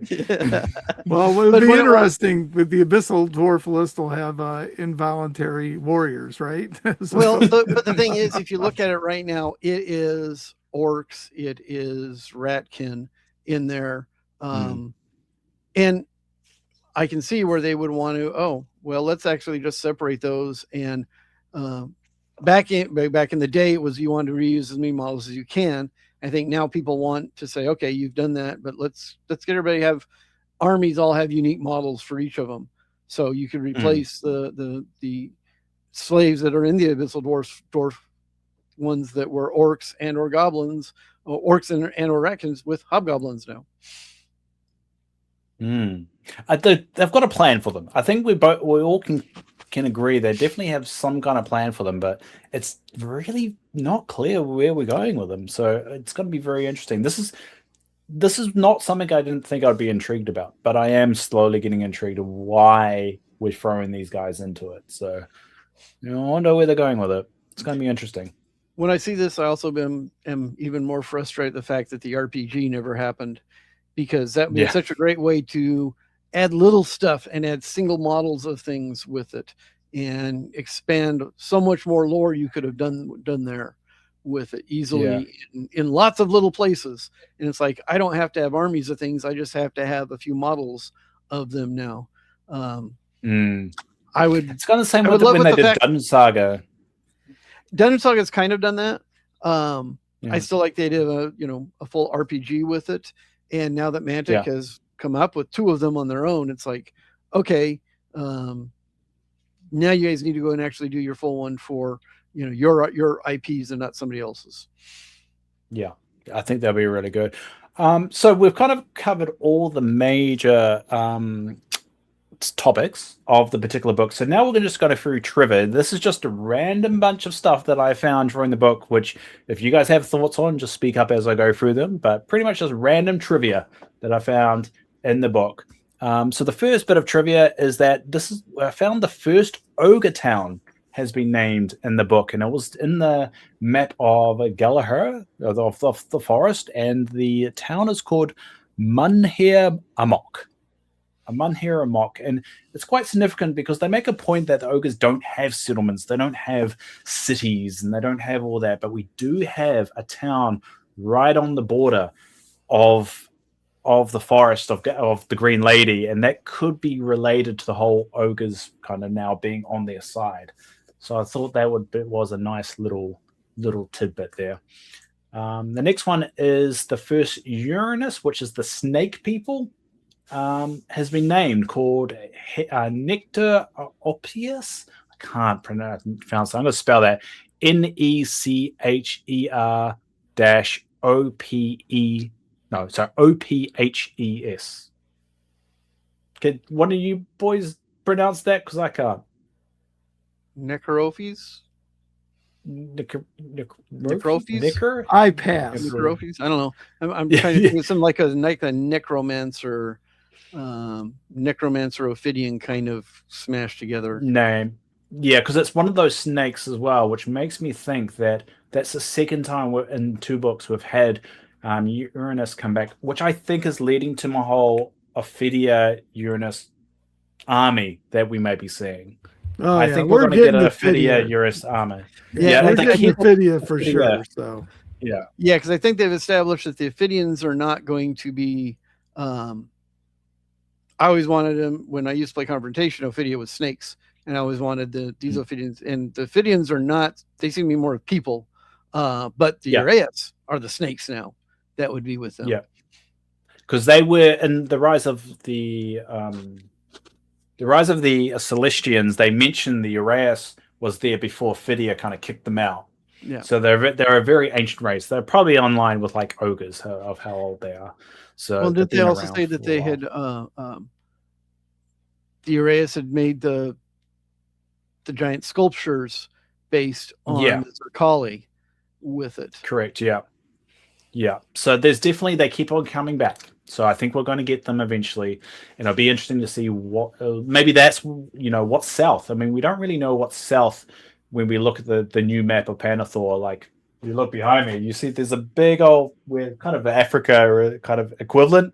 We don't really know what's down there, so there's a good chance that we could have a massive snake empire down there, just chilling out. And now we're going to get the full brunt of them later in 4th edition, possibly. Who knows? The next one, the tidbit, is that Talus is now Grimgrin. Grimgrin. So in the 3rd edition, there was a wicked one called Talus, who was the shining half of Humanes, or whatever is pronounced. It's noted in this one that that's now Grimgin, and it is also noted that Grimgin goes by other names. So I believe Talus is the same person. So if you're rereading some of the 3rd edition stuff and you see Talus, it's actually Grimgrin who's in this one as well. Don't know why they made that change. They just did. As a lore wiki nerd, I don't like it, but they did it. They did it. We also know that the wicked ones can transform into humanoids. For instance, Garkin transforms into an orc. He just looks like a giant freaking orc, because he did create the orcs at the end of the day. And Grimgrin looks like a goblin. And I think Ozkin, I think he looks like an elf or something like that. But so the wicked ones can essentially change into what they want, which is why I pointed out that Belial looks that way on purpose. He could look like anything, but he decides to look like a huge demon thing, which is probably not helping his PR. He wants to look scary. Exactly. Yeah. He's like, you want to reform that? Look at it. Anyway, we also know that bog trolls are now a thing. We find out in the forest of Glahar, whatever. There's a new kind of troll, which is called a bog troll, which I think is more in line with a swamp troll, just more boggy. Just lives in a bog. This is a really cool one. So we find out that Venita from the Dungeon Saga, the Infernal Crypts quest, Dungeon Saga thing, all those years ago, is now the head of one of the order of the, I'm going to butcher this, Indivisible Circle. How do you say that? The Order of the Indivisible. Indivisible. Yeah. Indivisible. Or the Indifridge? Yeah. Well, what's an individual? So it's INDEFRIGABLE. Individual. Yeah. Circle. I'm seeing it in the fridge. So in the fridge circle. And the cool thing is her original art from the Infernal Crypts is actually their logo as well. So it looks like they've done a nice little tie-in with her original art all those years ago. And I thought that was really cool to bring her back after all these years. An original Dungeon Saga character is now one of the leaders of the Sisterhood Orders, which I think is a really cool thing. Well, I don't know if you're going to be able to hear this, Dave, but hang on here. I can't hear that. No. Oh, you can? All right. No. There you go. So, yeah. I can hear it great in my headset. I think it's worth getting bullied online for my mispronunciation, mate. It's fine. It's fine. So the next tidbit we've got is the Grimbrocks. Grimbrocks. Yeah, I'm loving this. This is one. Now, initially, no one knew what a Grimbrock was when it was initially announced, but reading through the book, there is a line that mentions they are badger men. So I'm guessing the humanoid badgers, they're made at the same time as the centaurs, the fawns, and the minotaurs. So I'm guessing Grimbrocks are giant humanoid badgers, which would be an amazing model, which I don't know why they didn't do, because it would definitely would have been very eye-catching to have humanoid badgers come out of nowhere. I love. So I'm very disappointed in Mantic. I love the art. That's another Chat GPT creation. I just threw in there a humanoid badger, and that's what I came up with. I thought I'd heard that they were supposed to be coming out in the vault. I heard that too. I've heard a lot of rumors that they're coming with the second wave as well, but I don't know. I just think it's one of those cool things that would have been an amazing selling point if they. Well, Because I mean, everyone knew we would get certain things, but no one would have suspected human badgers. Yeah, and I remember years ago that Ronnie had stated that Mantic is no longer going to make rules for models they don't make. Yeah, I heard that too, but that leads me to think Grimrocks are coming out soon. Well, yeah, I hope so, and I hope it puts to bed what they actually are, because it does mention they're giant as well. So I don't know, are they the size of minotaurs? Are we looking at, they're the size of giants? They seem, according to the book, they have their own society as well. So they're an established race. They were created at the same time as centaurs and fauns, so that's around the God War. So they've been around for a while. It's also a cool little tidbit is that it mentions gnomes again, which is great because gnomes is what got me into Kings of War lore, is me trying to find out whether gnomes existed in the universe. That was the first wiki page I ever edited, was the gnome page. But it's good to see those being thrown back, so we know gnomes still exist as well. So it'll be interesting to see how these guys look, because it does say they're kind of in partnership with those little sprites and fairies and stuff like that. So I'm very intrigued to see what they do with here. I don't like to use AI on the wiki, so I won't be putting this particular page there. I'm just going to hold out for them to come out with the model. I wonder if they're going to be a similar size to like the Zerkali, trying to be like a size of an orc or a little bit bigger. I feel that they might be. But again, that's a lot of speculation. We didn't really know, because we know Brock. We know a Brock is a badger in the world of Pannithor, so it's not a huge jump to see the name Gurmbrox and assume that they're humanoids. So I just want to see it. I think that would just be a really cool model. Yeah, I want to see it too. Cool. All right. The next point of trivia is that we find out that the second hegemon in the history of Basilia was called Fernando Nido? Fernando. I don't know why I pronounce names. I just suck at it. Favardio. And he turns out to be the Bosnian's son, who was the first hegemon. So it seems to imply that there's a bit of a royalty kind of inheritance when it comes to the role of hegemon, who is the essentially, I don't know, it's the king or the hegemon, the one in charge of Basilia. It seems like it's a royalty kind of thing. So isn't the hegemon the leader of the religion? The religious faction, right. Well, as opposed to the dictator. And the Duma. Yeah, the Duma. The other part. Right? Yeah, the Duma is like the council, isn't it? The Duma is kind of like Parliament. I thought the Duma was a person. Yeah, it's a person. It's a person. He is the leader of the He is the head of the military. But the hegemon is the leader of the religious orders. And of course, they come into some conflict there when you have religious or military religious orders. Who do they report to? Right. Because if the hegemon pronounces a war or something, it's a crusade, right, or something like that. Yeah, that's right. Yeah, and they mentioned that in the book as well. The last crusade was, funny enough, during the Edge of the Abyss. They announced a crusade during the Edge of the Abyss. Probably bad timing. The Basilian people aren't very good with their timing of doing things. They probably should wait to do things, like maybe deal with one conflict before starting another. But yeah, they mentioned doing a crusade against the Emperor of Dust. I think during the Edge of the Abyss, which is, it actually may tie in with some of the Edge of the Abyss stuff that happens there. But yeah, it's a bit. I found that interesting because it just adds that additional kind of world building, history building of Basilia, I think. And we mentioned this before. Askun Araz, Shining One, which is the mother of vampires, she was murdered by her, so she doesn't have a shining equivalent, which is quite interesting.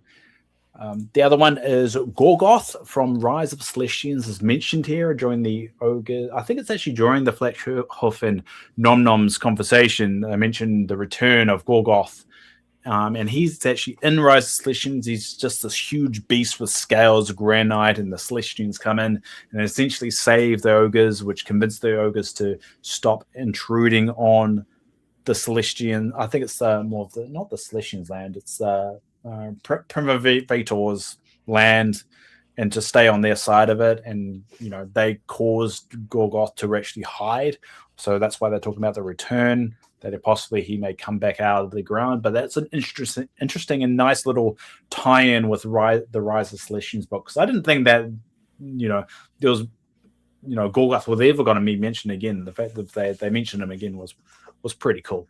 I like that.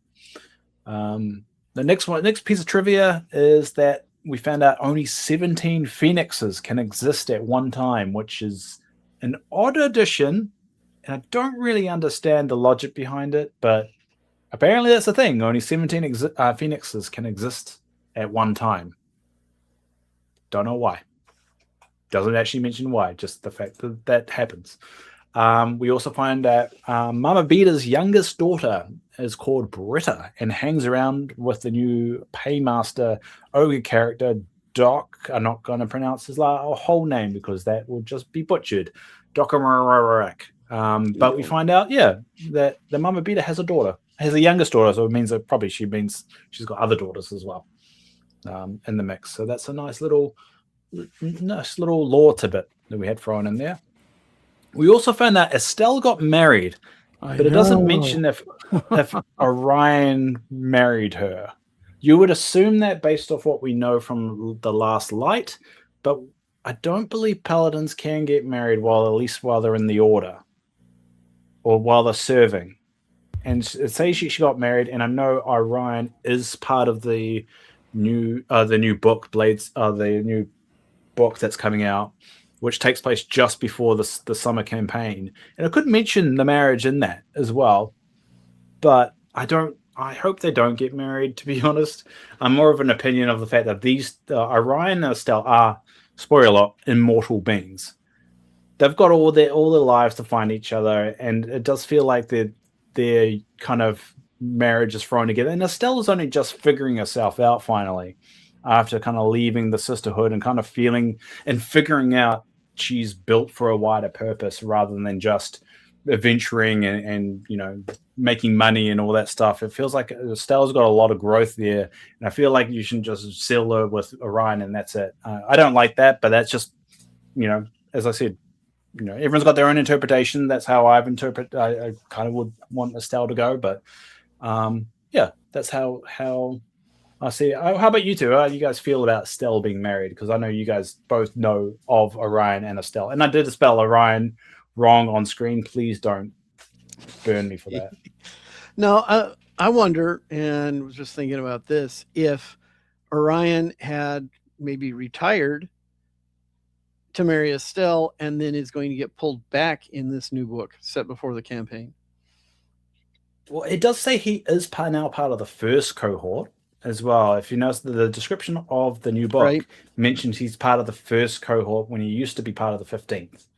So I think 15th cohort. So he either got promoted or he got moved to a different cohort, and the number one cohort is the number one of the chapter of the Sacred Arc. So he's now in the best of the entire thing. So he could have got roped back in, but he got essentially promoted to right up to the front. So, well, that's kind of one of the few ways sometimes that you have to do to rope somebody back in. It's like, I'm not going back into what I was doing. You get your promotion. I'll do it if I'll lead them or whatever, but who knows? Which he does. He says he's not a high paladin. He sounds like he's leading that cohort as well. Yeah. So it could happen, but I mean, I just don't feel. I feel like Estelle is on this journey to figure out, because they do mention that Estelle could have been leading the sisterhood. She could be the one in charge, but she went astray. She became an adventurer. She left the order. And it just feels like after the Sacred Arc series, she has started to figure out her purpose of like doing good. And she donated all her earnings at the end of Last Light to that orphanage. in Goldenhorn, and she's starting to figure out there's these things outside of just owning stuff and titles and all that stuff. And it feels like her marrying Orion kind of just like, all right, she's just going to settle down. And I'm not a big fan of that. That's just me, though. Yeah. Well, I mean, I kind of got the impression she married, I don't want to say royalty, but, somebody with the titled. She bought the title. Yeah. She bought the title with her earnings from. Oh, right. But, I think the Battle of Andor. She's got it. I think that she's made it legit through that. I don't think Orion was the lucky guy, but, we'll see. I hope I'm wrong. I mean, those two are kind of soulmates to a certain extent, but we'll see what happens. Well, I was just excited to get the models. I was sad she wasn't on a horse, because I really wanted the Panther. So I really wanted that last light cover to be able to recreate that, so I can see some kit bashing going on. So may not be too hard. I think to me, part of Estelle's story, though, of figuring out what she wanted, is part of it was to more settle down, because for a while after she left the sisterhood, she had almost rejected all their values, and I thought that she was a bit promiscuous there for a while. And one of the things is realizing that she can't actually love a man and settle down with him, that she doesn't have to just, again, be spreading her wild oats anymore. Well, I always thought that she got things a little bit too easy, and then Orion was the first guy that didn't really fall head over heels for her, and then that started a catalyst of her discovering the meaning of like doing things not for the money, of doing things the right things. But I guess we'll find out. I just thought that was a nice little tidbit that they threw in there. But on the Orion side of it, it makes no mention of it. So it's odd that it's mentioned on the Estelle side that she got married, but not on the Orion side, which makes me wonder whether that actually happened or not. Except, here's the unfortunate thing: there is latent misogynism in our society, and too many times women are defined by who they marry, where men are. Sure. They don't care. That they've had athletes that's like, oh, the wife of this star just won something. And it's like, why did you mention her husband before you say that she was the wife? That doesn't matter if she won something. Agreed. So I kind of wonder in there if that's just a stylistic, especially back more in the time of it, that women weren't considered necessarily by themselves. They have to have they have to have a husband with it. So that's why they're mentioning that. But they never mention pretty much almost anybody else being married in an army list. Yeah, I mean, it just mentions that she remains in retirement after turning down your kind offer to be her mentor. I hope that her recent marriage suits her well. It's a weird thing to throw in there. It would make sense if you threw it in there because you threw it in there for Orion too, so you could link the two up. But yeah, it's going to be interesting to see what they do with that. And I think time will tell once we get the new novel that Mark's doing, which might explain this event because it happens around the same time, or it could point out Orion could find out Estelle got married, and that could be that could be the reason why he ended up taking the promotion in the end. It's interesting anyway. I think it'd be interesting to dive into later. I know. I remember talking to Mark a little bit that he had planned Last Light to be the end of their story. Yeah, and I think that's I think that's the thing that you can't do with this world, because it is a franchise, is that you can't really have any finality unless you kill the characters, really, because I mean these are now legacy characters. They are characters that are going to be on the table. They are part of this world. Orion's now immortal. They're not going to go away, and they're going to be legacy heroes of Basileia going forward. So I don't think you could really end the characters unless you killed them off. And I hope they continue, because I do like the characters. I think there's just a lot more growth to them that I would like to see. But anyway, I think I could ramble on forever about that. I think we'll go on to another Steps of Deliverance character, which is Dion. So another piece of trivia is Dion, who was in Steps of Deliverance, who was the bad guy, who dies.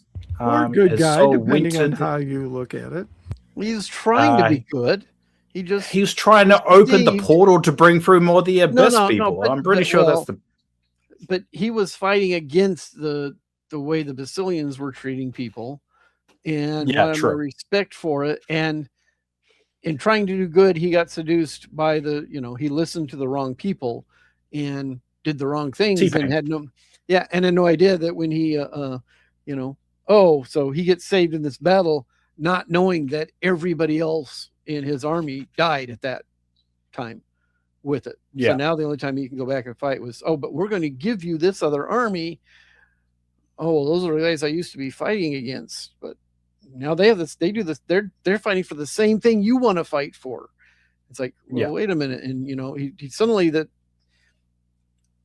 he got seduced. I want to say, I guess seduced is the right word for it with it, that seduced into it.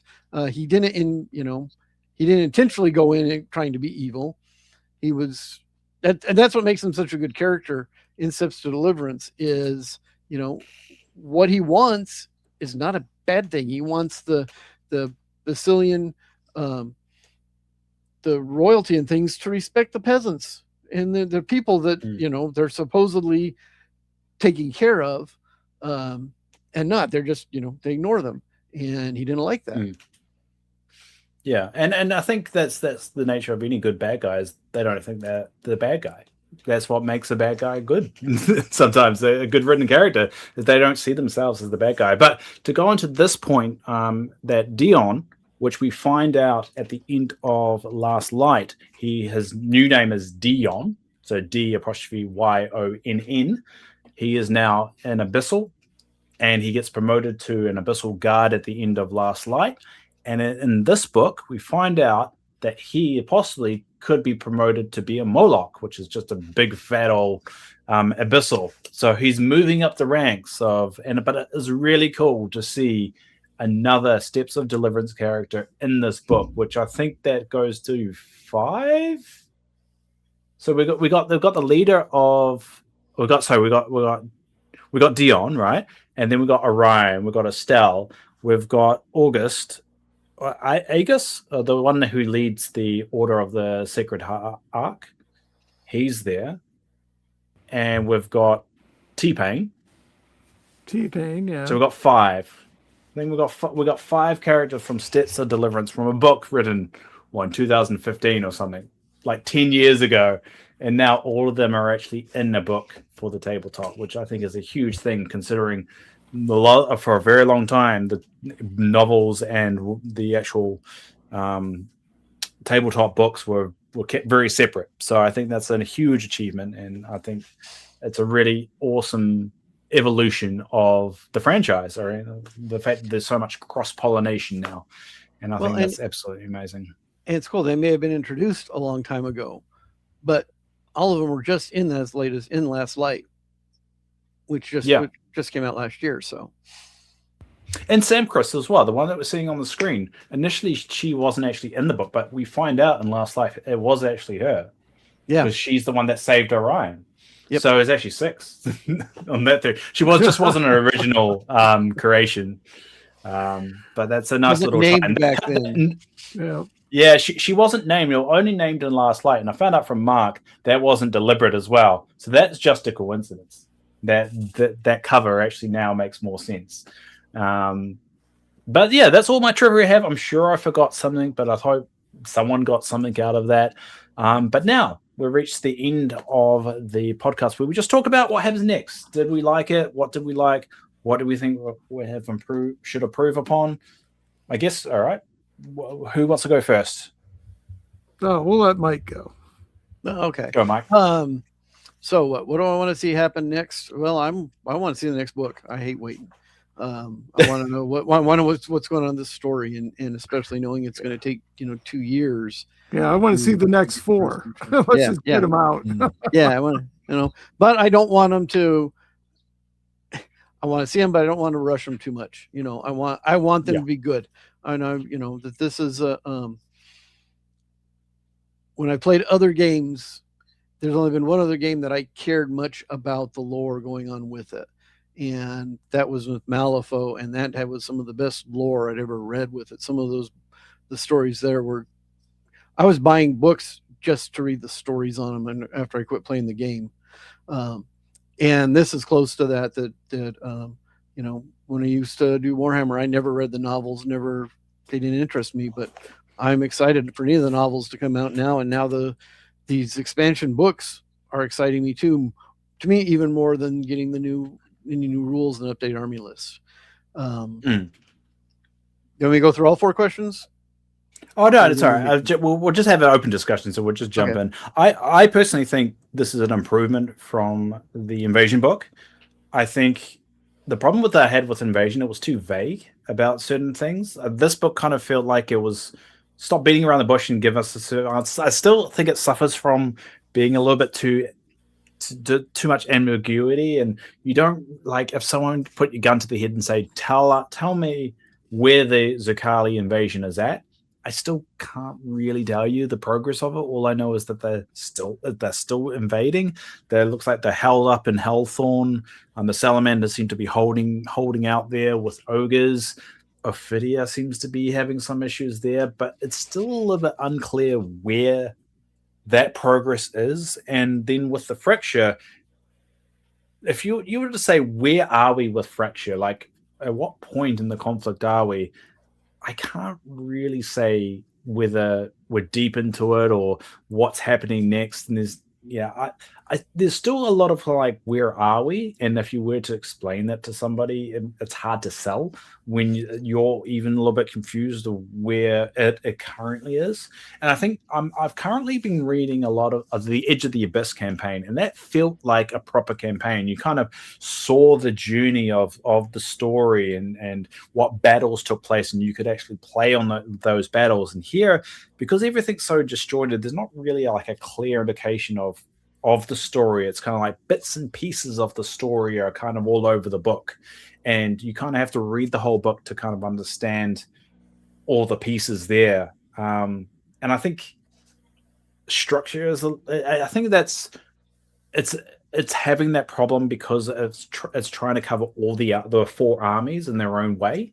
It's not, the book isn't about the conflict. It's about the 4 armies with the conflict added on there as well. So I think it's still suffering from that to feel like a proper chapter in the conflict. I don't know if that even is making sense, but yeah, I liked it, but it just still feels a bit disjointed, if that makes sense. Well, when you say, you know, where are they in the fracture process? To me, fracture is the beginning of a possible break. That's my interpretation, but that's again, why I call it disagreement. Yeah, it's what's starting. I think a fracture is beyond disagreement, and it's to the point where things may getting close to no longer being civil. And that's where it's like it feels like, okay, the 2 sides, rather than, oh, we want, the whole thing's about the abyssals. Well, the 2 sides may actually come into conflict with each other here at some point. And that's where this is the beginning of that. It's not fully broken yet. It could still be fixed, but we don't know yet. There you go. And what happens next? Who knows? I didn't guess what was going to be in this book. So we'll see. Yeah, I do hope they go back to the Zerkali invasion and maybe flesh out a bit more about the twins' intention and how the invasion really meshes with what's happening with the fracture as well. Like, how do these 2 conflicts kind of intertwine? Like, we saw a little bit with that with the Zerkali meeting with the forces of nature, but I mean, you can't do both at the same time, right? I mean, how does both at the same time work? Well, it'll be a mess. They have the worldwide campaign coming up in August, so it'll be interesting to say what we get with that and how much it's going to tie in both these books and everything that we've gotten so far. Well, Matt did say with the summer campaign that the end result of where they're going to is not going to change. The only thing that will change from the summer campaign is really, how bad or how much devastation is going to happen. He said the end, isn't going to change with the summer campaign. So which I was a bit bummed out to hear from him when he said that, but I get why, because that could change a lot of storytelling if it made a huge significant impact. Well, I never remember the name of the campaigns, but the last one they did with the Twilight Kin and Night Stalkers trying to get to Chill and things. Shattered Horizons, yeah. Shattered Horizons, and the whole fact that the bad guys lost in that. So they're still back. The new Twilight Kin are still there. The Night Stalkers are still, that they didn't get nearly as close to Chill as they wanted to. Yeah, but they still got to Chill. That's the thing. They still got to the destination, even though they got their ass handed to them in the results. Well, and I think that's the problem, that they weren't able to open the gateways close to it, that they would have had the more power to do something on it. So I get the idea that this is going to say, okay, how well are they going to do? And also with this campaign, they haven't even really said who's doing what in it. Well, we know the forces of nature. At the end of this book, there's a short story about Urin, whatever his name is, the champion, the force of nature champion, being assigned by Flaxhoof to go there and support Basileia. So we know Basileia is involved. We know the force of nature is involved, and obviously the Abyssals are going to be there. So it's going to be a question of what else. I've got a feeling maybe Abyssal Dwarfs will probably involved with. They've been very quiet in this whole thing, but we do know that they're kind of having a civil war with the dwarfs at the moment. So I guess. But isn't that also where the Zerkali are heading next too? True, yeah. They are heading that way, and there's. So it's. I almost wonder if there's going to be this three-way fight going on here with it. It'd be interesting how they do it, because will they be doing short stories with it as well? I mean, that's what they did with Shattered Horizons and with other campaigns. I hope they do short stories. They're building it up so that they clearly have a plan, and they are obviously the end of Fracture is supposed to tie into this, so it'll be interesting to see where this goes, and that starts probably next week. It says in August, so. Next month, at the moment it's July, the end of July for us. Yeah, I thought they said it was going to be the last 3 weekends in August. All right. So the 15th through the calendar. 30th. Yeah, but the 15th, 22nd, and 29th. That seems like it. All right. Well, we'll keep an ear out. Yeah. But I guess we'll find out from there. I don't know how much that will hint towards what will happen afterwards, but I'm really hoping some of the short story there will help flesh out, which way we're going to go with that. I'm going to be very interested to see what they're planning here. Well, it always is one of those things that when you have a story laid out like they plan to do for over the period of 2.5 years for this, and how much variability they can have in it, so they can allow us, allow players to be able to, determine some things, but not everything, because the story's already planned out. It's not like they can go in and suddenly have them come up and we defeated the Zerkali, now they're no longer an issue. It's like that's not going to happen here with it. I would like them to throw down a little bit more stakes as well. I would like them to say, like, all right, if good win, this character is going to die, but if the evil win, this character is going to die. So you're kind of putting the characters against each other, say, well, there is going to be an ultimate consequence. One of these characters aren't going to be around after the event ends. And I think I think stakes is something that's missing a little bit, but we'll find out. They could have it. This is all speculation, and we'll find out next month, I guess. Yeah, well, I mean, and you got to remember back in I can't remember which summer campaign it was. The Free Dwarfs got thrown out of their land, which is, that's the edge of the we abyss. won. It was at the edge of the abyss campaign, yeah. So, but we wouldn't have gotten the next piece, with the Halpy Mountains and everything else if the Free Dwarfs would have stayed. So that was kind of pre-scripted, but that one, to this day irritates me. So, but I agree, but give me a little guardrails here, on what's going to happen, like Mark Cox, and Ben Stoddard ran the International Campaign Day.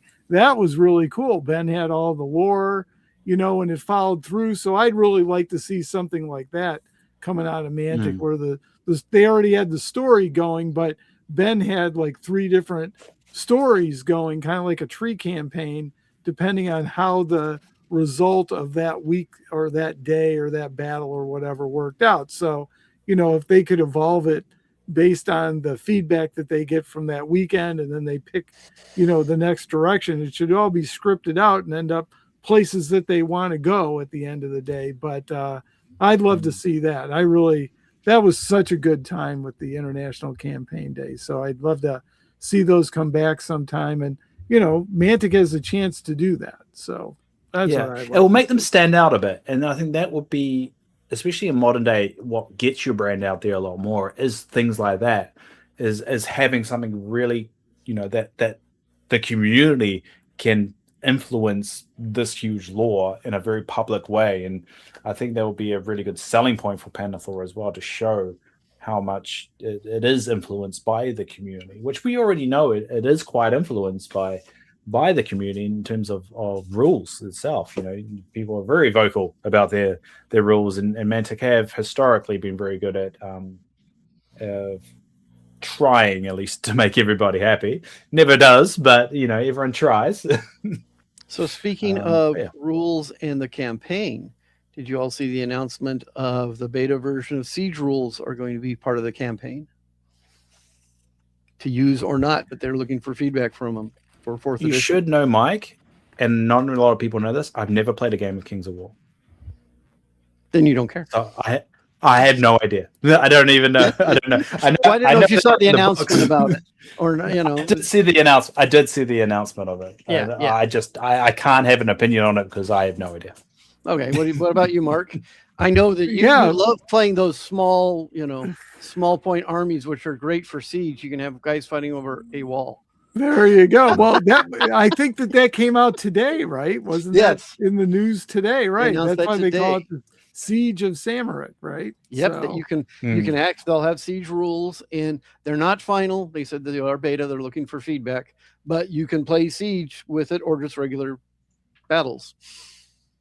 I don't know, siege, and I can see, especially from what my understanding of in the UK, the gaming scene, where it's much more of clubs and planned games, for a lot more of that wanting to go on. It's hard to, siege isn't something you can just show up at a store and play.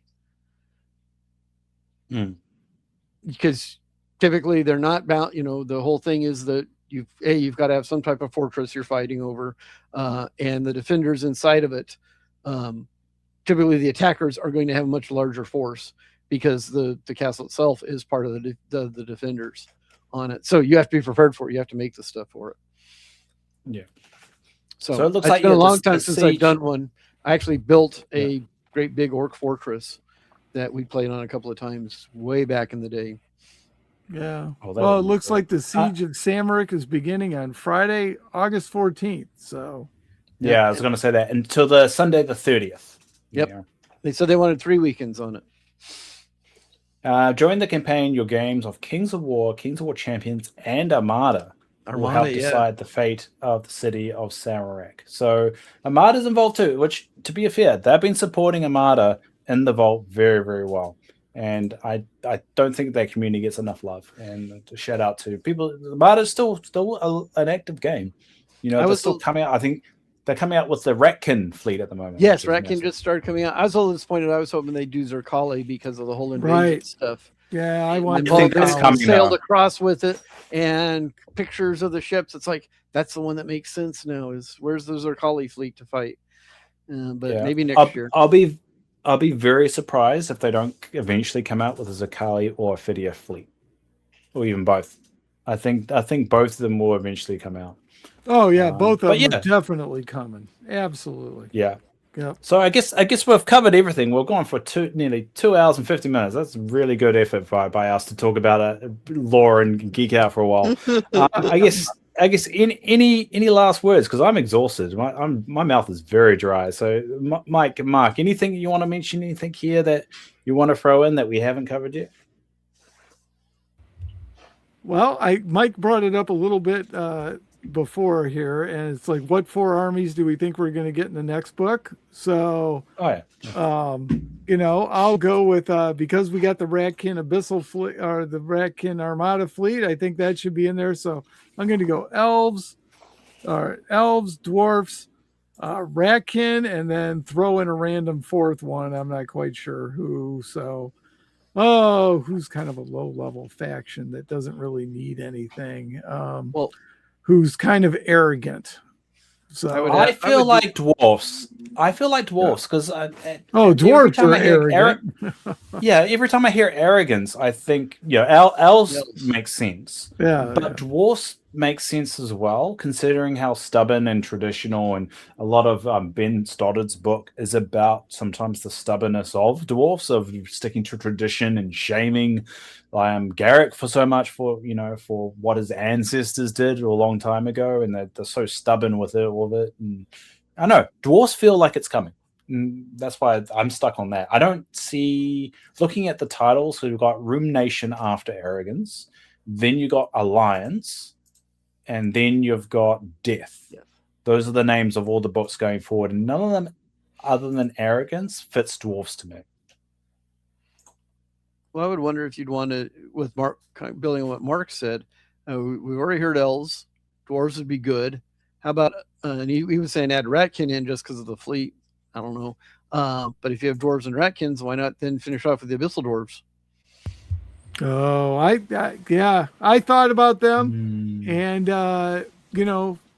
you're supposed to get new plastics, and they only have 1 sprue, so they could be a second. Yeah, so they're going to be a number 1 or a number 2 army, I think. So I'm not quite sure, and I want to see brand new elf and dwarf sculptures, brought to life, so to speak, in models and lots of sprues. And like I said, I really want that to be the next 2-player starter set. I think that would be classic and awesome. And name I would like 2 to see 2 armies that really need a refresh from Mantic, dwarfs and elves. Yeah. Dwarfs and elves, man, definitely.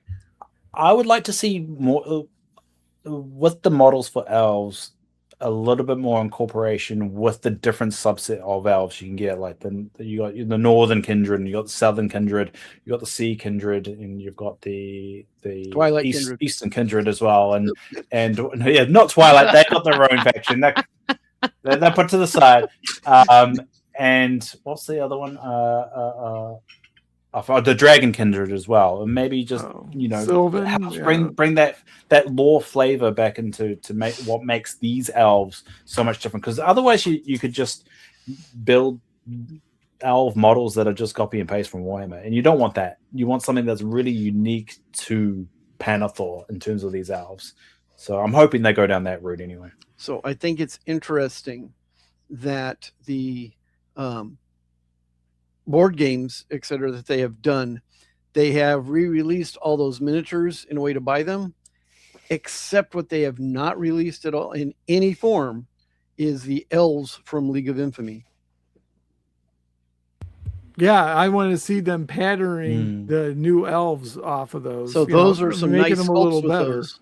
And the other thing is the dwarves from Vanguard were beautiful sculpts that are available on the vault right now. It's only female dwarfs we got as well. We're in Vanguard.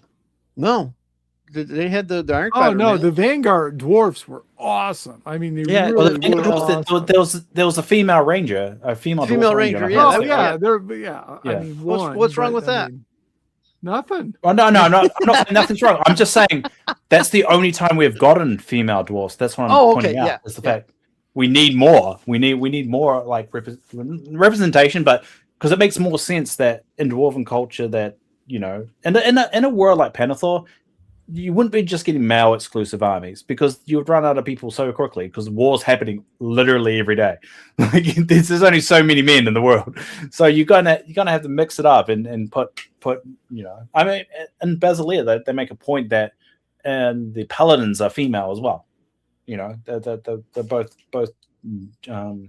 genders. So I mean, we should have more female models. And I've seen some descriptions saying that humans can't tell the difference between male and female dwarves. I think that's just That's Because just they a all fairy have tale. they all have beards. No, that's a Lord of the Rings joke, and we don't want any of that out there. I'm pretty sure that's from like Two Towers or something. But anyway, Well, the other thing too is if you got 6 books, if you're going to put 4 armies in each, that's going to give you 24, right? So you do that's realize they 2 can do armies. 3 because Yeah, they did that with so Invasion, might didn't do they? 3. No, Yeah. Invasion had no, 4. there's 4. Yeah. Was it So 4? are we going to expand Yeah. or because we went down to what 20, right? So that means you're going to go up 4 or you're only going to have 3 in some of the books.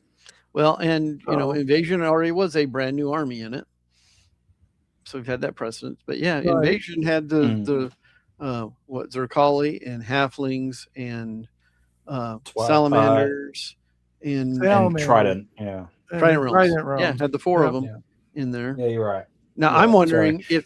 if they would also look at, is there other armies that they are thinking maybe would go the STL route as well. I mean, there's a lot they could go for. I mean, there's a lot of armies they got rid of that upset a lot of people, which I don't like. The Varagar, I mean, they keep on mentioning them still, so they're not gone. But the question is whether they become their own faction at the table or not. I don't know. Or they're still just going to just say that you just use the Northern Alliance list. Well, yeah, it's interesting anyway. There's so many I directions don't they know. can go They have an old god of their own, though, right? Kurgan. Yeah, yeah. So I That's mean, why they hate yeah, everybody. they can't go away. exactly. They can't really go away, and it's going to be interesting where they go from here. And